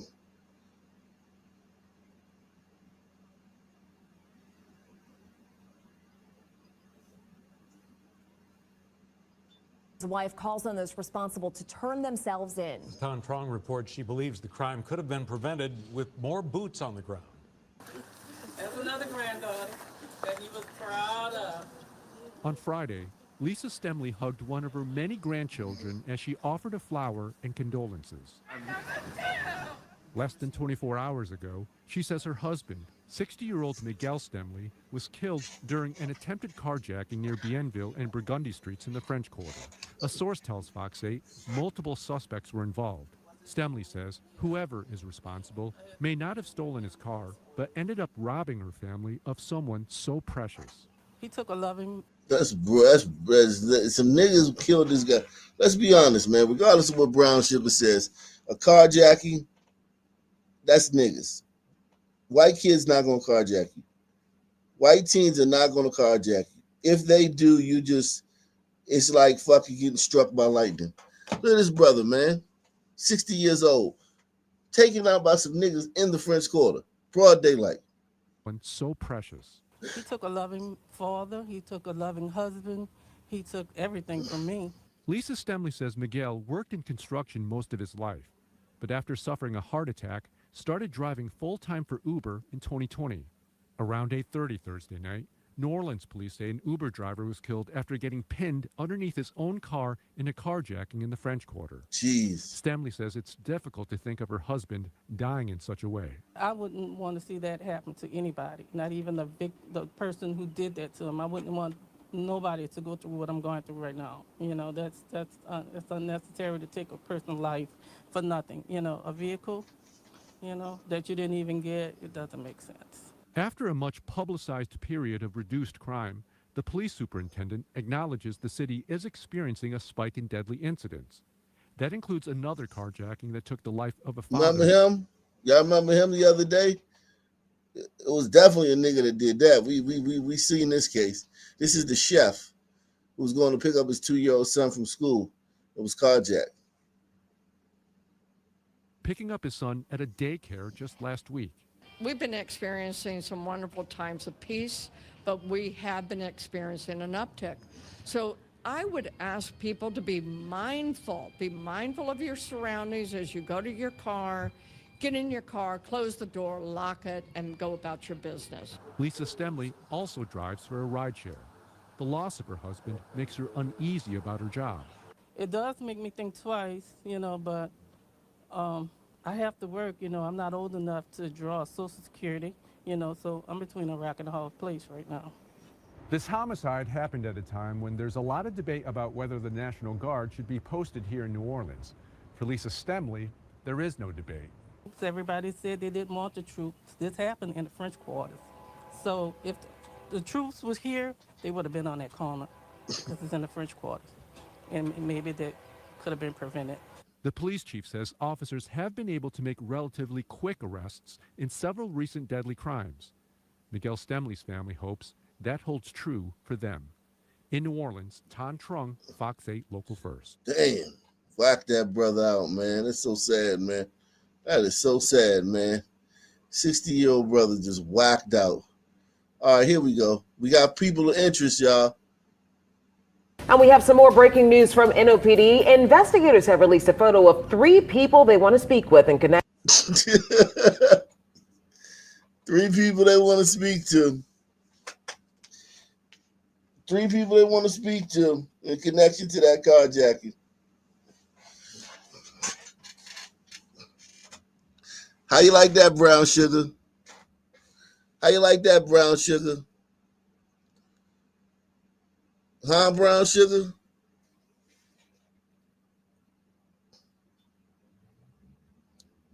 How you like that, Brown Sugar?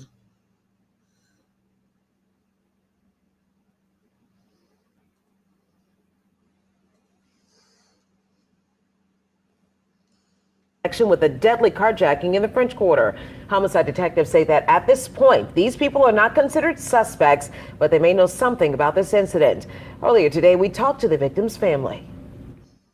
He did anything for us, and that's why he worked so hard to provide for his family, because he didn't want me to fall short.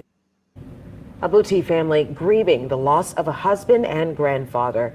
Family members tell us Miguel Stemley, fondly known as Nation, died after a carjacking caused him to roll his vehicle while driving for Uber. Yeah, police say it happened last night in the French Quarter, and Lily Cummings has been following this for us. Joins us live near the crash site. So, Lily, have police explained what led up to all this?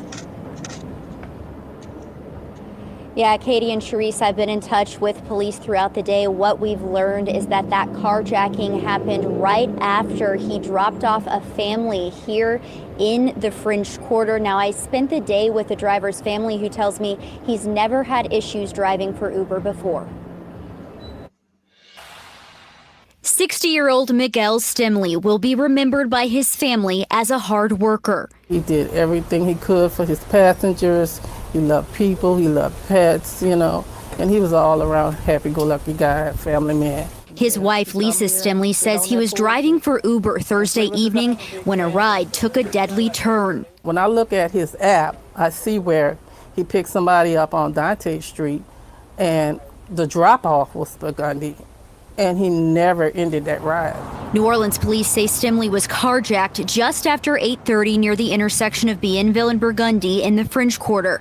Authorities say Stimley crashed after a struggle with the suspect. They had some good Samaritans out there that helped him, and I want to thank them. They pulled him from under that car because he was pinned under the car, and, his neck was broke, his arm was broken. I think that's what really killed him, being pinned under that vehicle like that. Stimley was taken to the hospital where he died. Police told his wife they have leads thanks to witnesses and camera footage. We've been experiencing some wonderful times of peace, but we have been experiencing an uptick. So I would ask people to be mindful of your surroundings as you go to your car. Get in your car, close the door, lock it, and go about your business. Stimley not only leaves behind his wife, but children, grandchildren, and great-grandchildren. I don't want to see this happen to anybody else, the public. If anybody knew anything, they need to come forward. Now, I did reach out to Uber, who told us, quote, "We are devastated by the news of this senseless tragedy and are keeping Mr. Stimley's loved ones in our thoughts. We're working to get in touch with his family to offer support and stand ready to support law enforcement."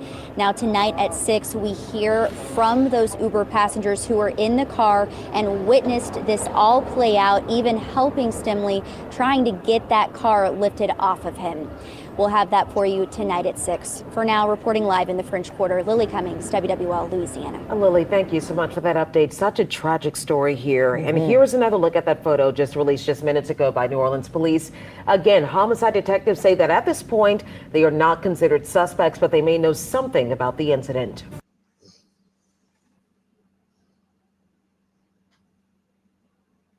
Those of you who may have just been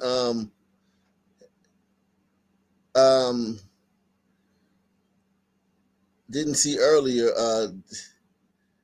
this guy's back in prison. The guy who was the man accused of stabbing and killing a 6-year-old Woodford County boy is now walking free. Last night we told you that Ronald Exantis has been granted parole. He was serving a 20-year sentence tied to the 2015 death of... He's back in prison. We begin today with a case that has really captured the attention of the nation in a lot of ways, and that is the arrest of a 42-year-old Kentucky man who was charged in connection with a case out of 2015 that involved the stabbing death of a 6-year-old boy. The suspect in this, Ronald Exantis, he was put on trial. He was convicted of assault, but was found not guilty by reason of insanity in the murder of that 6-year-old boy. He was released from prison early after 8 years, served 8 years of his 20-year sentence, and was released on parole. There was news that he had been down here in Florida somewhere. Well, investigators tracked him down, and they ended up arresting him for failing to register as a convicted felon. Now, Florida law requires folks to register as a felon. He would have had to register within 48 hours with the Marion County Sheriff's Office. And the investigators found him living in a home next to Sunrise Elementary School, they said. So he is now behind bars, charged with failing to register as a felon. But earlier today, I had the chance to speak with...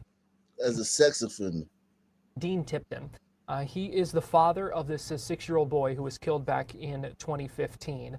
That is a case that I covered personally when I worked in Kentucky. I covered the trial of this suspect, Ronald Exantis, and I caught up with Dean earlier this morning to get his reaction to what all this has been. The week or so that Exantis was out, because Tipton's comments to a TV station in Lexington, Kentucky went viral and even got the attention of the White House when he reacted to the release of this man and said, if I see him, if I cross paths with him, I will kill him. Those were the words of Man, so the guy's back in jail already after a few days.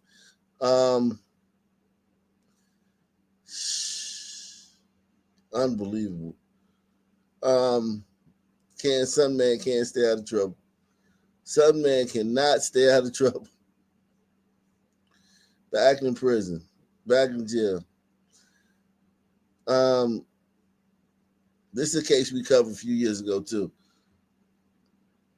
It is a viral crash video that shocked St. Louis, showing the moment a mother and daughter were hit and killed downtown. And today, the driver behind the wheel was sentenced to prison for their deaths. 23-year-old Monty Henderson could have served up to 50 years. A judge chose half that time. Justina Cornell joins us live from outside the courts after attending today's hearing. Justina. Well, Kelly, families packed that courtroom for the victims and the defendant. And as you can imagine, they got emotional when that decision came down. Now, Monty Henderson will serve 21 years in prison. I don't feel any kind of way about the time because no time is enough. No time is enough for this family. No amount of years can bring back Leticia Bracero and her daughter, Alyssa Cordova. I just want to say that it's not fair, and I really miss Letty and Alyssa. Friday morning, this family packed the courtroom, sitting opposed to the defendant's side. Defendant Monty Henderson forced to watch the crash he caused on Valentine's Day 2024. In the courtroom, they played the horrifying moment his Jeep slammed into the mom and daughter walking across the intersection of 18th and Olive. Obviously, the laws have to change. People are not driving right, and this is not the first time. Prosecutors say Henderson took several shots before driving to downtown St. Louis to pick up his mom and sister from a Drake concert at the Enterprise Center. Police say he was driving 74 miles per hour and ran a red light. The two women were leaving that same concert and were in town from Chicago. In court, Henderson spoke directly to the family, apologizing, admitting his biggest regret is that 2 innocent lives were taken. He takes full responsibility for what he did, and he knew this was possible, and again he's just very remorseful for what happened. The prosecutor urged for 25 years, while the defense asked for 8. 2 lives, 8 years? 2 lives? What is Missouri teaching anyone? Come here and commit a crime. You'll be fine. The judge decided on 21 years. Henderson hugged his family before leaving. As for the victim's family, they went back to the site, releasing balloons for their favorite duo. This family's first visit to St. Louis was to defend their loved ones. They leave our city with a message. St. Louis, do better. I'm told the victim's family will only return back to St. Louis if he's on parole. Now, I asked Henderson's attorney if they plan to appeal. He told me they'll talk about it and they'll see. Reporting live, Justina Cornell, 5 on your side.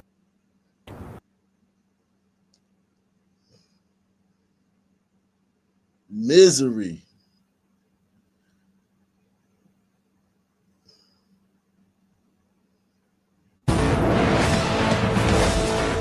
Also on 7 this noon, a high school girl student badly beaten when a fight breaks out on campus. 7's Faith Graham is live in Miami, where it happened. Faith.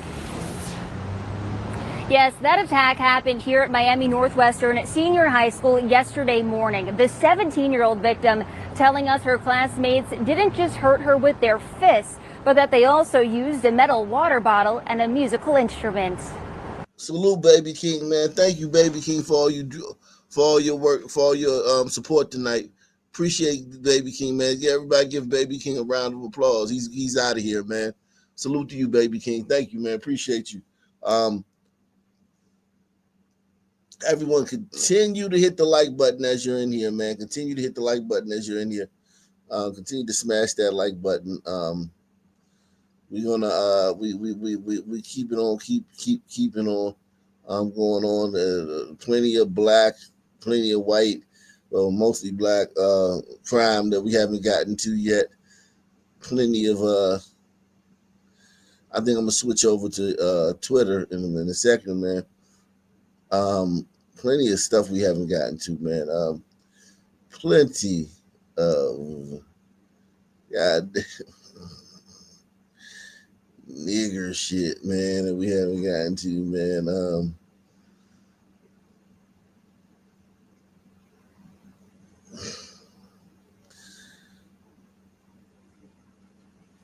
That I was gushing blood, like every time I blink, blood would be coming in my mouth and blood would be running down my face. 17-year-old Arianda Sharpton left bloody and bruised. My head was just pounding. Badly beaten in the place you'd least expect it, her high school, and at the hands of her own classmates. She like pulled my wig down in front of my face, so I couldn't really see who was all kicking me and stumping me. The bloody attack happened Monday morning in the girls' bathroom at Miami Northwestern Senior High School on Northwest 71st Street off 10th Avenue. According to the district, Arianda got into a fight with two other girls. She says they began to call her names, and that's when things took a violent turn. And they kicked me to the floor, and they was hitting me with the Stanley cups and with the instruments. The instrument in question, a tuba.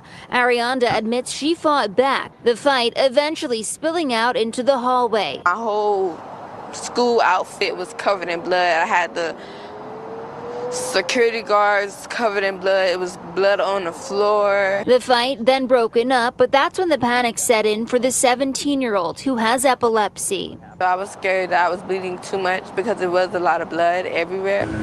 Arianda was rushed to Jackson Memorial Hospital where she received multiple stitches. Her mother, frustrated the fight even happened in the first place. I feel devastated. As parents, we need to know how to address issues with our kids to prevent this. 7 News reached out to Miami-Dade Public Schools, the district releasing this statement that reads, "School administration and Miami-Dade Schools police swiftly addressed the situation, resulting in an arrest, and that the students involved will be disciplined." Okay. Now, the student arrested is expected to appear in juvenile court eventually. No word yet, though, on her identity or what charges she may be facing. As for Arianda, she tells us she will not be returning to this school to finish out her senior year. Live in Miami.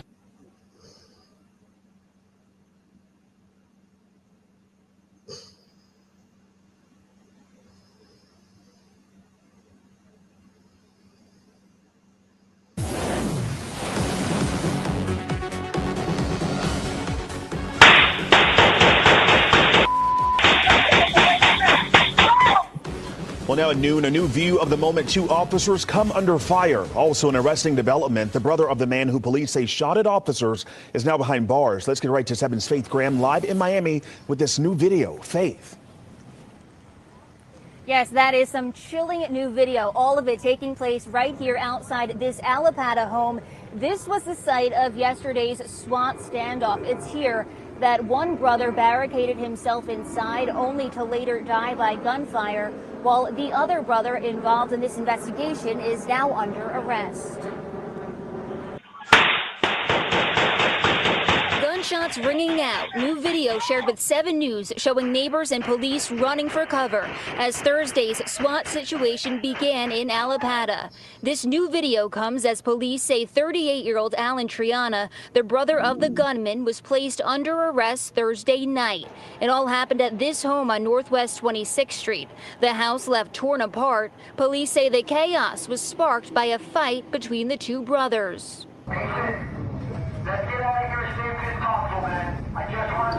27-year-old Mason Triana would not survive. It all started when officers discovered Triana's abandoned car in the middle of the road near his home on Northwest 26th Street off 15th Avenue. It all started with some sort of episode this morning. The officers called a tow and left, only to get a shot spotter alert for the same location. Upon arrival, they see a vehicle that it is riddled with bullets, and immediately they begin to receive shots. Police say Triana fired at the 6 responding officers with an assault rifle, striking 2 of them in the ankle and knee. Only 7 News there as that wounded officer with 17 years on the force hobbled through the doors of Jackson Ryder Trauma Center. Shots fired, I'm hit. And seconds before that, a male sergeant also hit, their injuries sparking a huge display of support. At the same time, Triana then barricaded himself inside his home as SWAT teams swarmed, locking down the neighborhood. At one point, he's seen waving from behind a gate.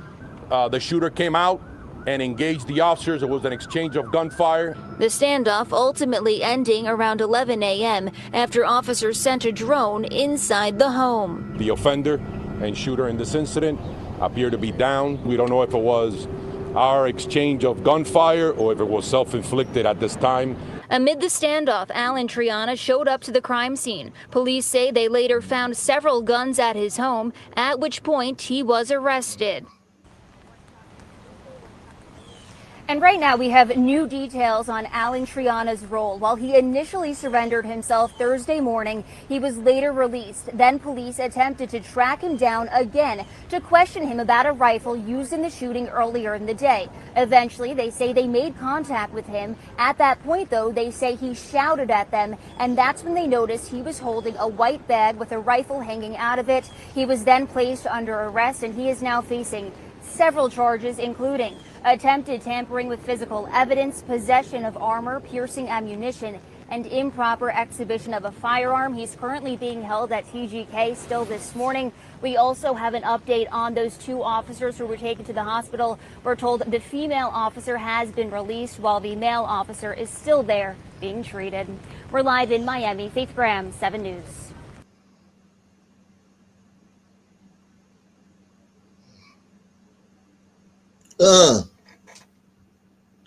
So, this is what I wanted to do anyway. I wanted to transition to Twitter, man.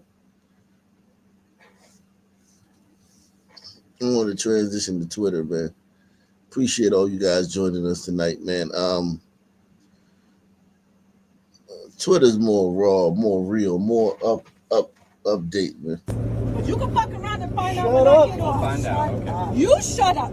Come and make me shut up. All y'all white motherfuckers, come and make me shut up. All y'all white motherfuckers, yeah, because y'all fucking talking, because he's a white motherfucker, and I'm talking about a dog. If I don't want a dog to touch me, I don't have to let the dog touch me. If I don't want the dog to touch me, and man, you want to record too? I can record you too, man. You like recording? I can record you too. You should record yourself yelling. You like to record? I can record too. You want to record? Who the fuck is y'all? I pay my fucking MTA thing. I don't want no dog on me. I don't have to have a dog on me. You want to record? Huh? Miss Vanilla, you want to record? Come. Yeah, I said it. What the fuck you want to do?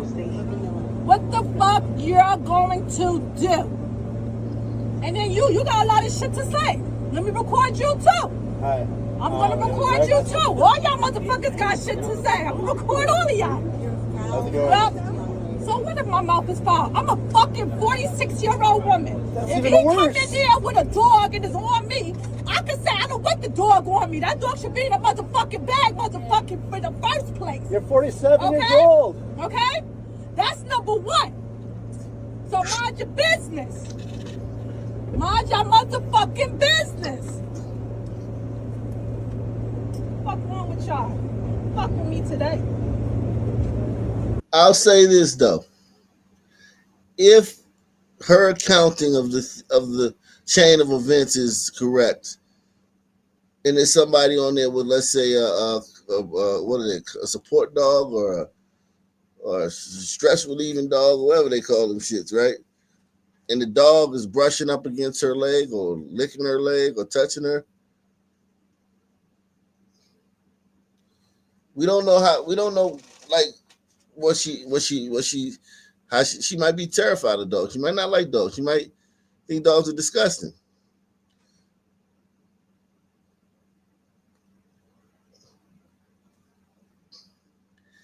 Now, this is the part where we probably differ. We probably go our separate ways, man. We probably, diverge because, all right, now you've done this, okay. You've taken it this far. Now shut the fuck up about it. getting off at Bedford. He getting off too. Nah.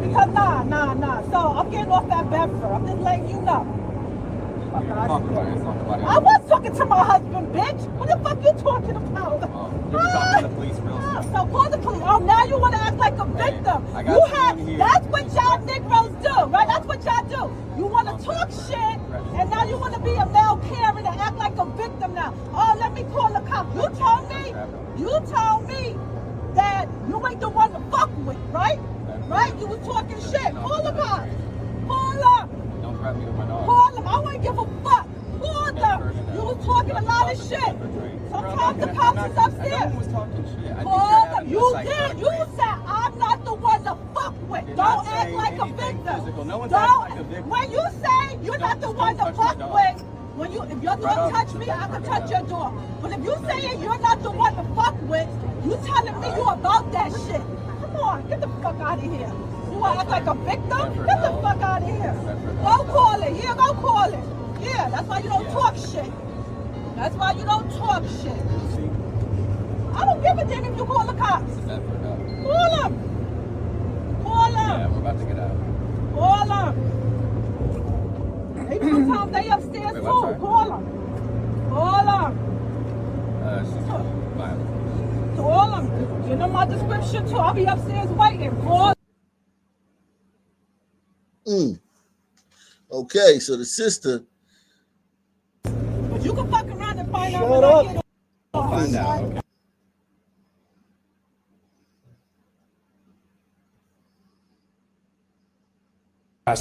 Most cold-hearted, treacherous, cowardly homicides that I've seen in my tenure as prosecutor. Cuyahoga County Prosecutor Michael O'Malley not holding back. He wants to get a killer off the streets. This is the moment right before 17-year-old Jahari Stegall lost his life. O'Malley says the teen was walking into the 185th Deli on September 19th when Royal King pulled out a gun and shot him. King, just 17 years old himself.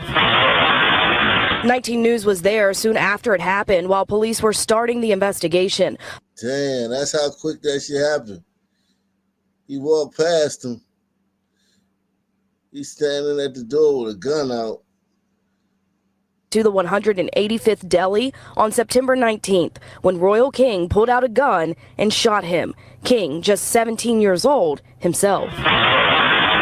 19 News was there soon after it happened while police were starting the investigation. According to the prosecutor's office, King drove up to the deli around 6 p.m. in a stolen car. You can see in this video King walking around the store. Moments later, Stegall walks up. And here comes our victim, who is doing nothing wrong except walking into a store. That's when King walks out of the store and up to Stegall with a gun in his hand. Jahari walks by him, and Mr. King raises his left hand and shoots him. King immediately turns around and gets back into the stolen car and drives away. The prosecutor's office says Stegall was left lying on the floor of the store and only one person ran to help him. Cleveland City. See, all you people that was mad about Arena, that's very common for niggas not to help somebody who's in who needs first aid or medical attention or someone who's dying. It's very common, man. Y'all thought it was personal with Arena that we just let her die. Niggas are like that. That's how niggas are. They'll just let you die. They're not going to help you out. By him. And Mr. King raises his left hand and shoots him. King immediately turns around and gets back into the stolen car and drives away. The prosecutor's office says Stegall was left lying on the floor of the store and only one person ran to help him. Cleveland City Councilman Mike Polinsik says Jahari was a good person and the family is devastated. He says King needs to turn himself.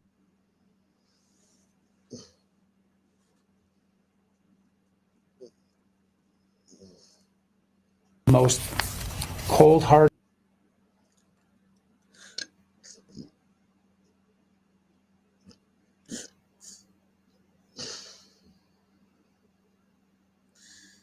It said, but this is the guy in this video.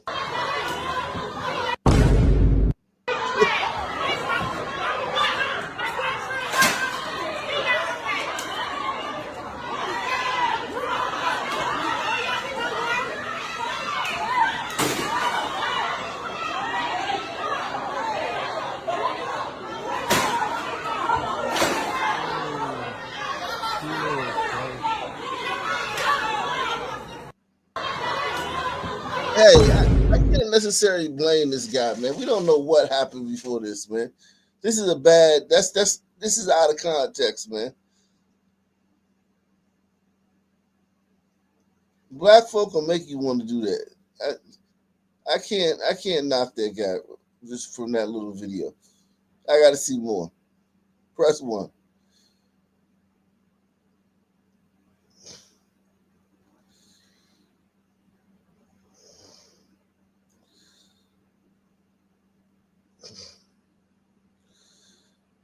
We don't know what happened before that. Continue to support the channel, man. Take the pledge, take the challenge, support the channel. Take the pledge, take the channel, support. Take the pledge, take the challenge, support the channel.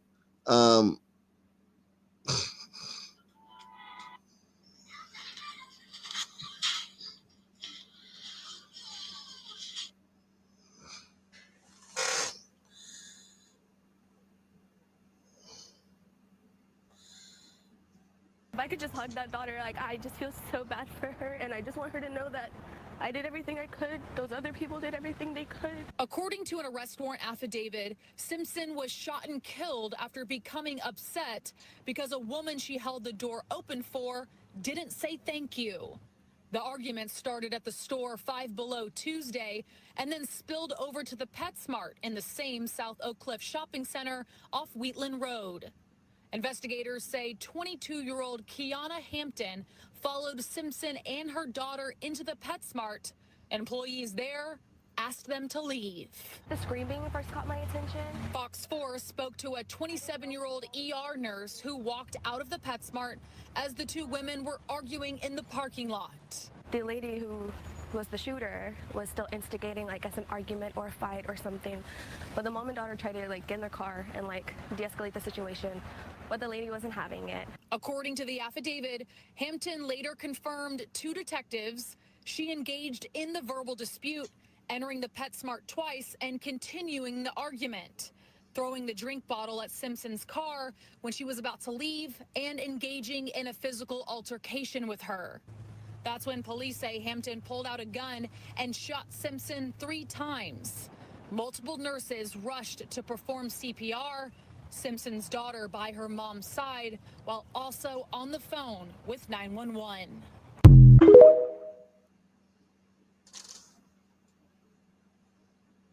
Damn. If I could just hug that daughter. That's when police. Damn. Nigga bitches, man, are worse than, like, hey.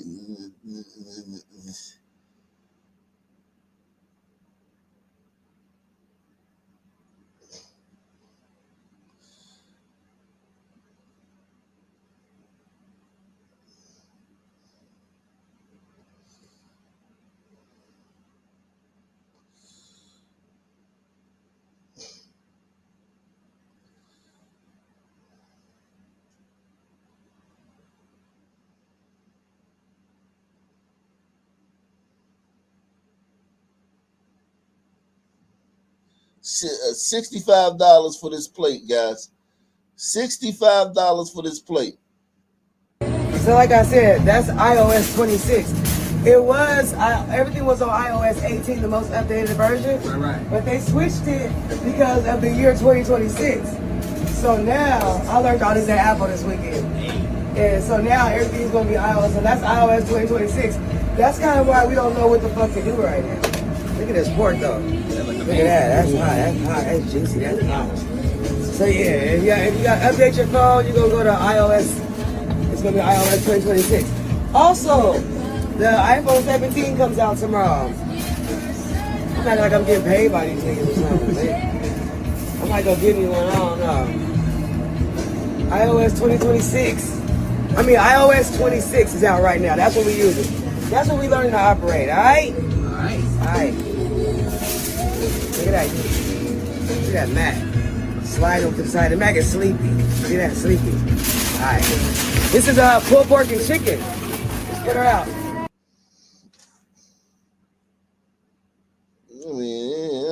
So like I said, that's iOS 26. $65 for that.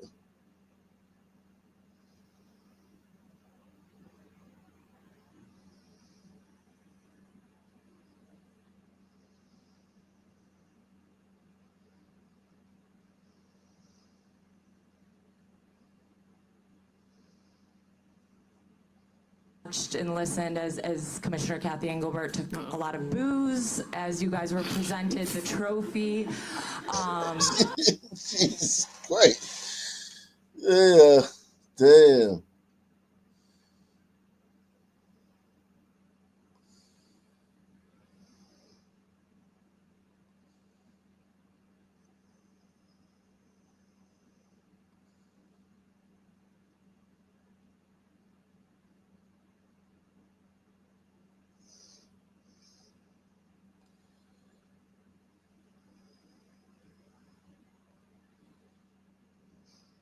Um,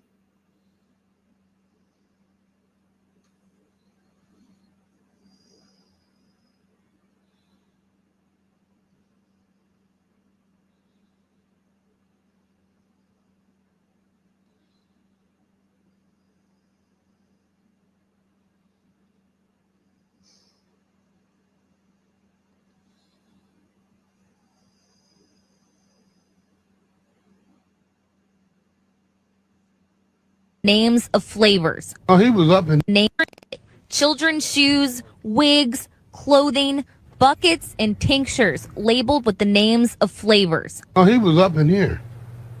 This way he was. Show me where he was. And the crawl space, where Derek Groves was found hiding in a Southwest Atlanta basement. Authorities tracked him down to Honeysuckle Lane nearly 5 months after authorities say the 4-time convicted killer climbed through a hole behind a jailhouse toilet and scaled a fence to escape. What is your reaction to finding out that someone with those kinds of charges was living in your house? I was shocked. I said, you gotta get the hell out of here. The home's owner, Richard McQueen, let us inside. Most of the home's entrances had been breached and the home trashed. McQueen said the tenant was a young woman. He said he wasn't sure when she started renting because he'd been out of town. They paid rent.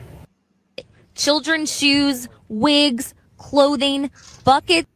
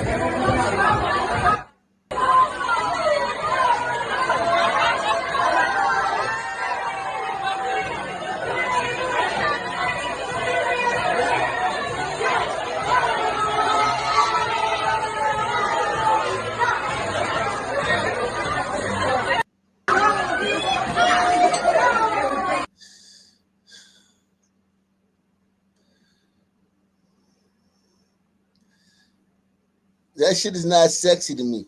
I do not like twerking. Twerking does not turn me on. Twerking does nothing for me.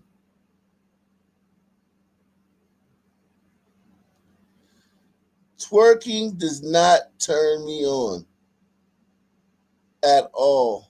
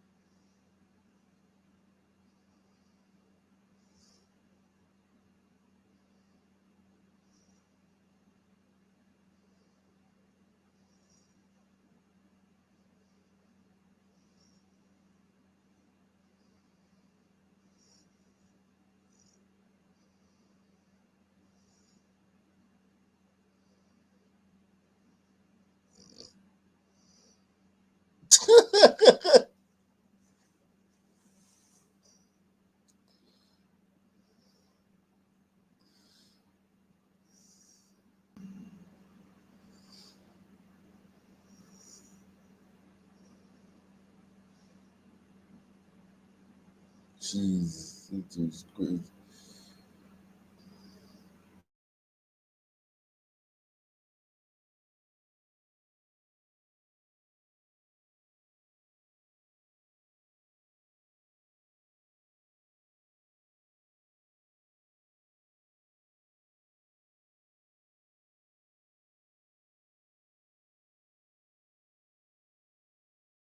This is what happened. And somehow the rumor started that they were going to gas us. I have to tell you that this is really true. This is what happened. And what happened eventually is that they rained from the shower heads. They rained soap and water on us. And the reason for that was that we had to be deloused. We were so full of lice through that when our hair was cut.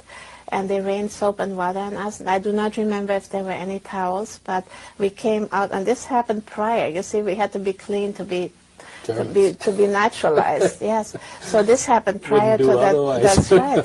Germans had to be clean in That's those right. days, And I remember how embarrassed these people were to sit there stark naked. So when I hear about the shower heads and the Holocaust and all of that, I know exactly what it was. That was soap and water raining down on us to delouse us. That's what it was. And where the story came from, that those were dangerous shower heads, I don't know. That must have come out of the Russian propaganda in those years, because I remember it very clearly, that there was a rumor, In other words, we were going to be done in. These simple people were afraid of this procedure? We were afraid of this procedure, yeah. And if I can tell, you can cut it out if it doesn't so belong. it's like Steven Spielberg, that everybody in Schindler's List is waiting for the gas to come in. And all it lo and is behold, all it was soap and water was came water. raining down on us in this great big, we called it banya, which is a Russian word for a washroom. Bathroom, yeah, but it was a big one, a communal bathroom. It was huge, I would say. It was, the way I remember it, of course I was little, but the way I remember it, I would say it was at least 30 by 30.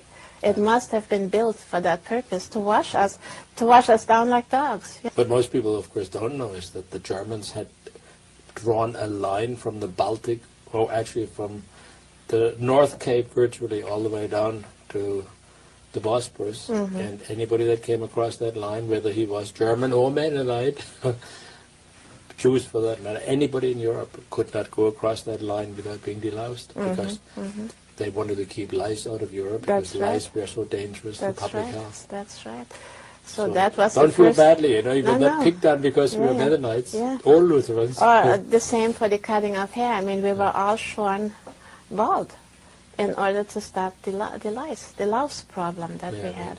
Everybody had lice in the war. You know, I mean, this was just common knowledge that everybody had lice, and then of course we had to be deloused and put into Germany. So Jews cannot claim unique victim status? No, they cannot. And when I hear the stories about them losing their hair, big deal. None of us had hair.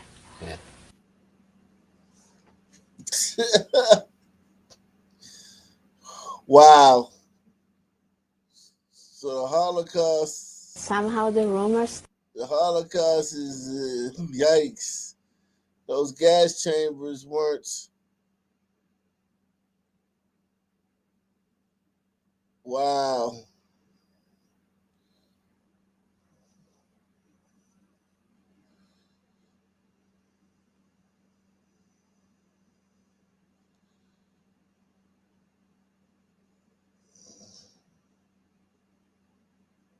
By doing the work in the British archives that the other historians have not done, Paul Norris has turned up the evidence that our own psychological warfare executive were behind the entire gas chamber story.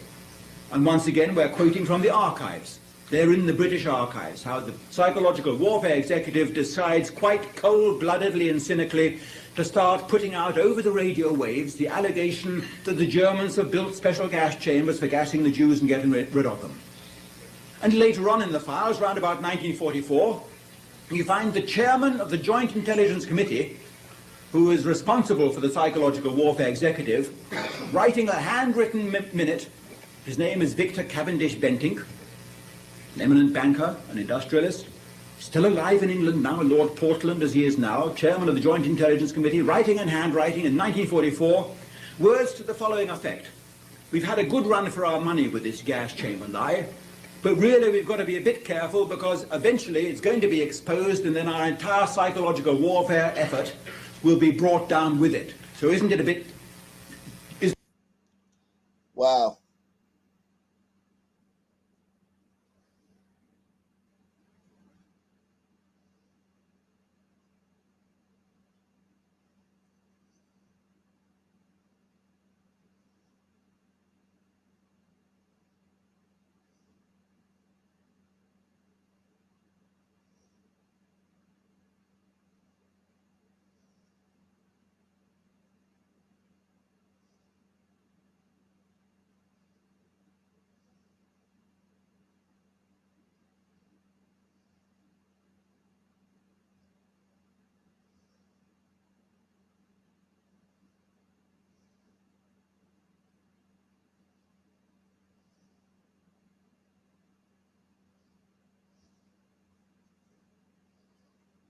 Mm. We may have to come back to this one day. I'll save this. This is deep. That's deep.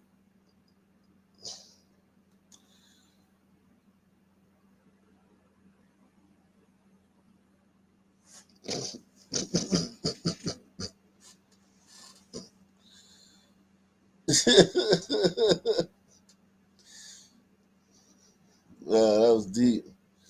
We come back when we got some more anti-Semites on the panel. It's no anti-Semites on the panel. So I'm just gonna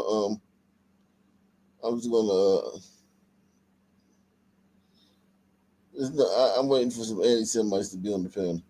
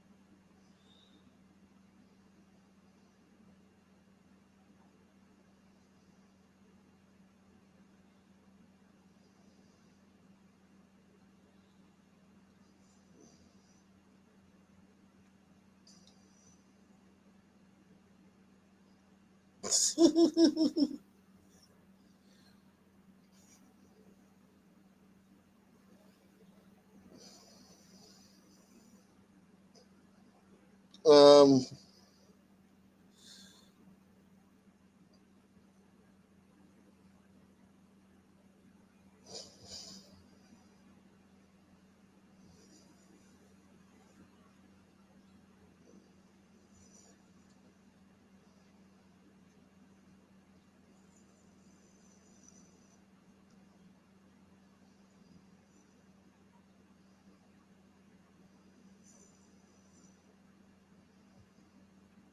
Chunk. Hey, fuck you mean, nigga, mobbing this.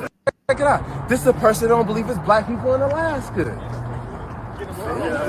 Hey, fuck you mean, nigga, mobbing this, bitch. What the fuck you mean? I'm black, baby. OT ass niggas, cold niggas, baby. Niggas, fuck you mean? I'm black. Of course I drive a Dodge Charger too, automatic. OT ass shit, big roads, big money.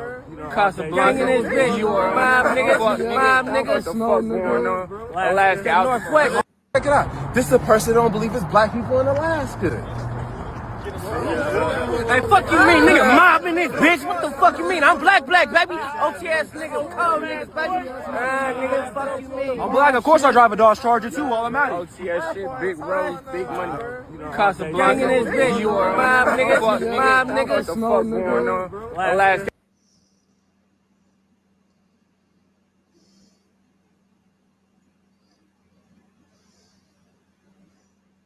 is that bitch, and don't blame it on me later.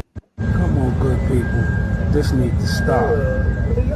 Y'all getting is that bitch, and don't blame it on me later. These y'all ass trifling, man. It didn't take a long time to get me, bro. Boy, y'all finna get popped. Y'all finna kill y'all though with y'all crazy ass. This is ridiculous.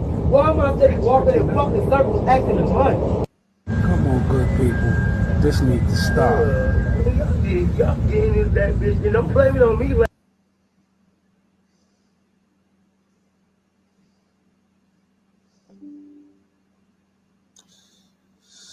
Oh,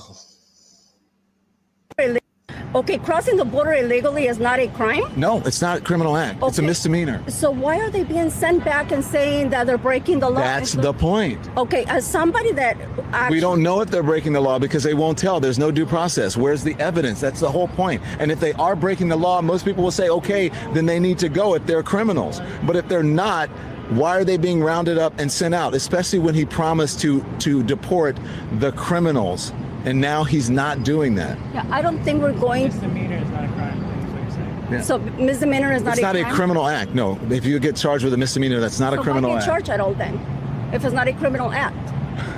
Because we have different levels of crime. Everything is not the same. So it is crime. No, It's just we have different we level. have different levels of. I shouldn't say crime, but it's not a crime. You're not breaking the law. I mean, you are breaking the law, but it's not a criminal act. So it's breaking the law.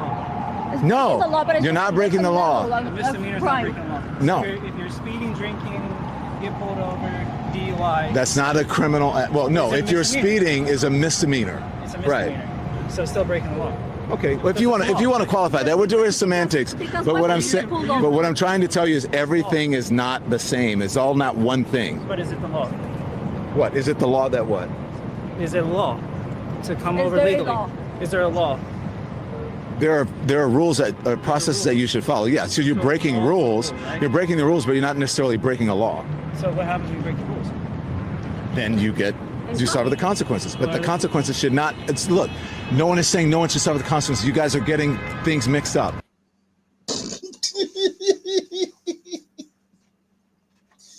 oh Lord. We're getting things mixed up.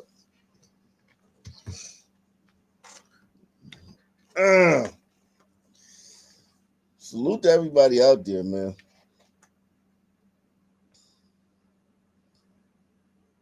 Salute to everybody out there, man. Great show, man. Shout out to my man, Gary. He says, thank you for staying awake. Yeah, man. You're welcome, man. It's the least I can do. It's the least I can do, man. Thank you, Gary.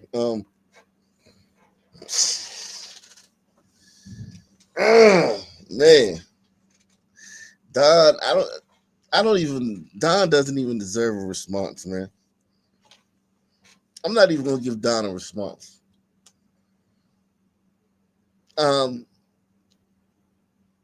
Same black time, same black channel. I'm out of here. Subscribe.